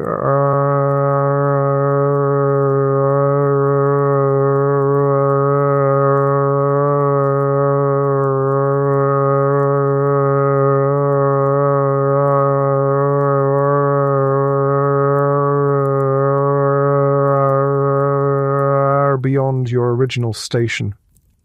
Now, in your later years, you find yourself drawn to Italy. Tales have reached you of something remarkable happening there, a flowering of art, literature, and learning unlike anything seen since ancient times. They're calling it a rinascita, a rebirth or renaissance. You should go, urges your oldest apprentice, now a master craftsman himself and capable of managing the workshop in your absence. See these wonders while you still can. Bring back inspiration for us all. And so, in the autumn of your life, you undertake a journey that would have been unthinkable for someone of your background before the plague changed everything. With comfortable savings and good health, you travel south across the Alps into the vibrant cities of northern Italy. Florence greets you with a splendor that takes your breath away. The city gleams with new buildings of stunning beauty. The massive dome of the cathedral, impossibly large yet perfectly proportioned, dominates the skyline. Palaces and churches showcase architecture that somehow feels both ancient and utterly new. How did this happen? You ask your guide, a local cloth merchant who provides lodging to northern visitors. So much beauty, so quickly. He gestures broadly at the cityscape before you.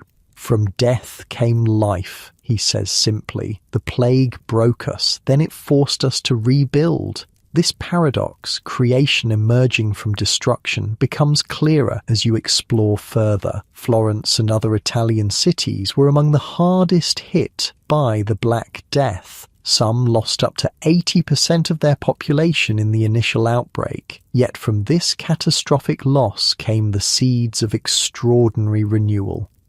The old ways seem to have failed us, explains a local scholar who welcomes foreign visitors interested in the new learning. When so many died despite every prayer and ritual, people began questioning received wisdom. He leads you through a private library filled with manuscripts. Not just religious texts, but works of ancient Roman and Greek writers, many recently rediscovered and translated. We turned to the ancients for new answers, he explains, carefully unrolling a parchment containing Cicero's writings, or perhaps old answers that had been forgotten. This return to classical sources, what they're calling humanism, lies at the heart of the Renaissance. Rather than rejecting the past entirely, these Italian thinkers are selectively reclaiming it, finding in ancient wisdom new paths forward for a society still recovering from profound trauma. During your stay in Florence, you're fortunate enough to meet one of the leading figures of this movement, an elderly scholar named Coluccio Salutati, who studied under followers of the great Petrarch. Petrarch saw it clearly even while the plague still raged, Salutati tells you. His voice fragile, but his eyes bright with intelligence. He wrote that our age was the worst in human history, that he would have preferred to be born in any other time. You nod, understanding this sentiment deeply. How often had you and others who lived through the great mortality expressed similar thoughts? But instead of merely lamenting, Petrarch did something remarkable. Salutati continues. He began searching ancient texts for wisdom that might help heal a broken world. He believed humans could improve their condition through learning and virtue rather than simply accepting suffering as divine punishment. This perspective, that humans might actively shape their destiny rather than passively accept it, represents a profound shift from medieval thinking. You recognize how it echoes changes you've witnessed in other realms, economic, political, medical, all areas where people increasingly took agency rather than surrendering to traditional authorities. The plague taught us a terrible lesson, Salutati says, gazing out his window at the city below, that the old answers were insufficient, that we needed to think anew. The next day, your guide takes you to see artists at work, sculptors carving marble with a lifelike quality that seems miraculous, painters creating images so realistic they almost breathe. These artisans speak of studying anatomy, of observing nature directly rather than copying older artistic conventions. Before, we painted what we were taught to paint, explains one artist, showing you sketches of the human form that reflect detailed observation. Now we paint what we see with our own eyes. This empirical approach, trusting direct observation over received authority, reflects another significant shift in thinking accelerated by the plague years. When traditional medical treatments failed catastrophically against the Black Death, some physicians began questioning ancient texts and, instead, recording their own observations of disease. Now, artists and scholars in many fields are applying similar principles. You spend weeks in Florence, absorbing its wonders before travelling on to Siena, Bologna, and eventually Venice. Everywhere you find similar patterns, cities devastated by plague that have emerged transformed, their wealthy merchant classes funding spectacular new buildings and art. Their scholars pursuing new knowledge through a blend of ancient wisdom and fresh observation. In Venice, you meet a bookseller who deals in the revolutionary new technology of printing with movable type, which is spreading rapidly across Europe. Before the plague, all books were hand-copied, available only to the wealthy few, he explains, showing you a printed volume whose cost, while still substantial, is a fraction of what a hand-copied manuscript would require. Now knowledge can spread more widely. This democratization of learning parallels what you've witnessed in other areas, the increased power of common workers, the decline of rigid hierarchies, the greater social mobility, all seem connected to the great levelling brought about when death claimed nobles and peasants alike without distinction. The world was remade, the bookseller observes, not all at once, but gradually, as people realised the old barriers needn't stand. As your journey through Italy continues, you notice something else, a change in how human beings themselves are portrayed and understood in this Renaissance culture. Medieval art had emphasized the spiritual over the physical, often depicting humans as merely vessels for divine purpose. The new art celebrates the human form and human accomplishments in their own right. "For mankind is the measure of all things," quotes an enthusiastic young scholar in Padua, referencing the ancient Greek philosopher Protagoras. This is what we're rediscovering, that humans have dignity and worth beyond merely being sinners awaiting salvation.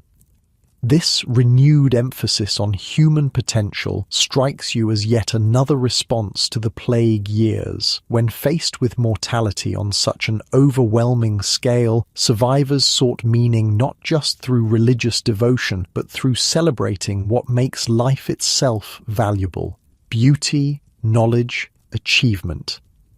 In Florence again, near the end of your Italian sojourn, you visit a workshop where a young artist named Botticelli is creating works of extraordinary beauty that blend Christian themes with classical imagery. His paintings showcase not just technical skill, but a vision of humanity that seems to transcend the suffering of recent centuries. "How do you create such beauty after such darkness?" you ask him. Botticelli considers this thoughtfully while mixing pigments. "Perhaps beauty is our answer to darkness," he suggests, "our defiance of death." His words stay with you as you begin your journey homeward, carrying sketches, small art pieces, and most importantly, new perspectives to share with your community. Crossing the Alps again, now heavy with early winter snow, you have ample time to reflect on how completely Europe has transformed in the decades since the Black Death first arrived. The economic changes came first: higher wages, greater mobility, weakened feudalism. Then political shifts as workers demanded better treatment and revolted when refused. The psychological aftermath expressed itself through dancing plagues and other strange manifestations of collective trauma. And now, this cultural flowering, a renaissance of learning, art, and human-centered thinking emerging from societies that had stared into the abyss of near extinction. None of it erases the immeasurable suffering of the plague years. Nothing could compensate for so many millions of deaths. But human resilience found ways to create meaning and beauty even from history's greatest catastrophe. Back home, you share what you've witnessed with eager audiences. Your stories of Italian wonders inspire local artisans to experiment with new techniques. Your descriptions of classical learning prompt some to seek out books and education previously thought unnecessary for common folk. "It's spreading," comments your former apprentice, now more friend than subordinate. This renaissance, not just in Italy anymore. He's right. While Italy remains the epicenter, the new approaches to art, learning, and human potential are beginning to appear across Europe. The economic prosperity of post-plague society creates markets for art and books. The weakening of old hierarchies allows talent to emerge from previously suppressed classes. The psychological need to make meaning from suffering drives creative expression. As you settle into the winter of your life, you find yourself reflecting often on the strange journey you've witnessed, not just your own personal rise from humble origins to respected guildsmen, but Europe's collective journey from devastation to renewal. One snowy evening, sitting by the fire with a few close friends and family, someone asks what you consider the most important change to emerge from the plague years. You consider this carefully, watching firelight play across familiar faces. Before the great mortality, you say finally, most people believed the world was fixed and unchangeable. Peasants would always be peasants. Lords would always be lords. Hunger and hardship were simply God's will. Knowledge was what ancient authorities had determined centuries ago. You pause, collecting thoughts refined over decades of observation. After the plague, nothing seemed certain anymore. If half of humanity could vanish in a few years, what else might change? People began questioning everything: social hierarchies, religious teachings, ancient wisdom, humanity's place in the cosmos. And that questioning, adds your former apprentice, led to new answers. Or at least new questions, you smile, which might be even more valuable. This legacy of questioning, of not accepting the world as it is, but imagining how it might be, perhaps represents the plague's most profound impact on European consciousness, from the practical demands of peasants for better wages to the philosophical explorations of Renaissance humanists. A new willingness to challenge received wisdom emerged from the ashes of the old order. Not that change came easily or without resistance. Throughout your life, you've witnessed the powerful fight to maintain traditional privileges. You've seen reactionary movements emerge in both secular and religious spheres. Progress has never been linear or universal. Yet the direction seems clear enough when viewed across the decades. Europe after the Black Death became more fluid, more innovative, more willing to experiment with new approaches in everything from agriculture to art to governance. We're still finding our way, you tell the young ones gathered around your fire, still trying to build something meaningful from what the plague left behind. In your dreams that night, you see again the landscapes of your youth, fields and villages as they were before the great mortality. You see faces long vanished, hear voices long silenced. The losses remain incalculable, the suffering beyond words. Yet, as the dream shifts, you also see what grew from those ashes. Workshops where once serfs create beautiful objects as respected artisans, schools where common children learn to read, paintings that celebrate the dignity of ordinary human life, communities rebuilt with greater justice than before. Not utopia by any measure, not compensation for so much death, but something valuable nonetheless, new possibilities emerging from history's darkest moment. As you age further, your direct memories of the plague years grow distant, softened by time's passage, but their lessons remain embedded in how you understand the world and humanity's place within it. When a bright young woman from your town prepares to journey to Florence to study art, something unimaginable for someone of her background before the plague, you give her your sketches and notes from your own Italian journey. The Renaissance continues through people like you tell her, those willing to question, to create, to imagine better possibilities. She represents a generation born long after the worst horrors, yet still shaped by their aftermath, beneficiaries of the economic, social, and intellectual openings created when the old world collapsed. In your final years, you find comfort in this continuity, the knowledge that even history's greatest catastrophe contained seeds of renewal that continue to flower long after its immediate devastation passed.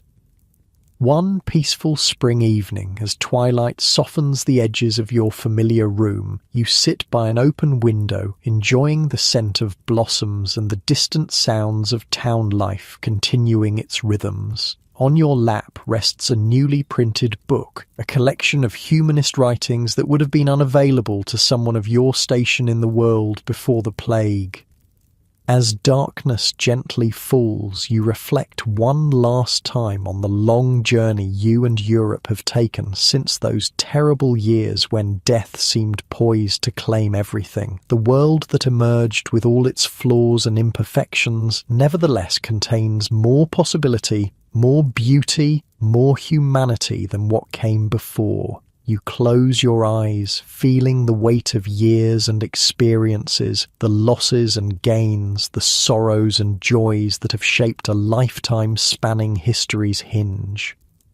And like Europe itself, you find that after darkness, after suffering, after confronting mortality in its most terrifying form, what remains is neither despair nor blind optimism, but something more valuable, a quiet resilience, a capacity for renewal, and a deepened appreciation for the fragile gift of human existence in all its complexity. The Renaissance that blossomed in the plague's aftermath continues to unfold, not just in grand cathedrals and famous paintings, but in countless small awakenings to new possibilities, in workshops and universities, in governance and commerce, in how people understand themselves and their place in the cosmos. From history's greatest tragedy emerged not redemption, for nothing could redeem so much suffering, but transformation, a world forever changed, carrying both scars and wisdom forward into whatever lies ahead. As sleep approaches, gentle and welcome, you feel at peace with this complex legacy. The world you leave behind differs greatly from the one you entered, reshaped by forces both terrible and profound, yet still fundamentally human in all its striving, failing, and occasional transcendence. And in this knowledge, in this acceptance of life's capacity for both devastation and renewal, you find a final quiet comfort as consciousness fades into dreams, dreams of a future continuing to unfold from seeds planted in humanity's darkest hour. Your breathing slows, your thoughts grow quiet,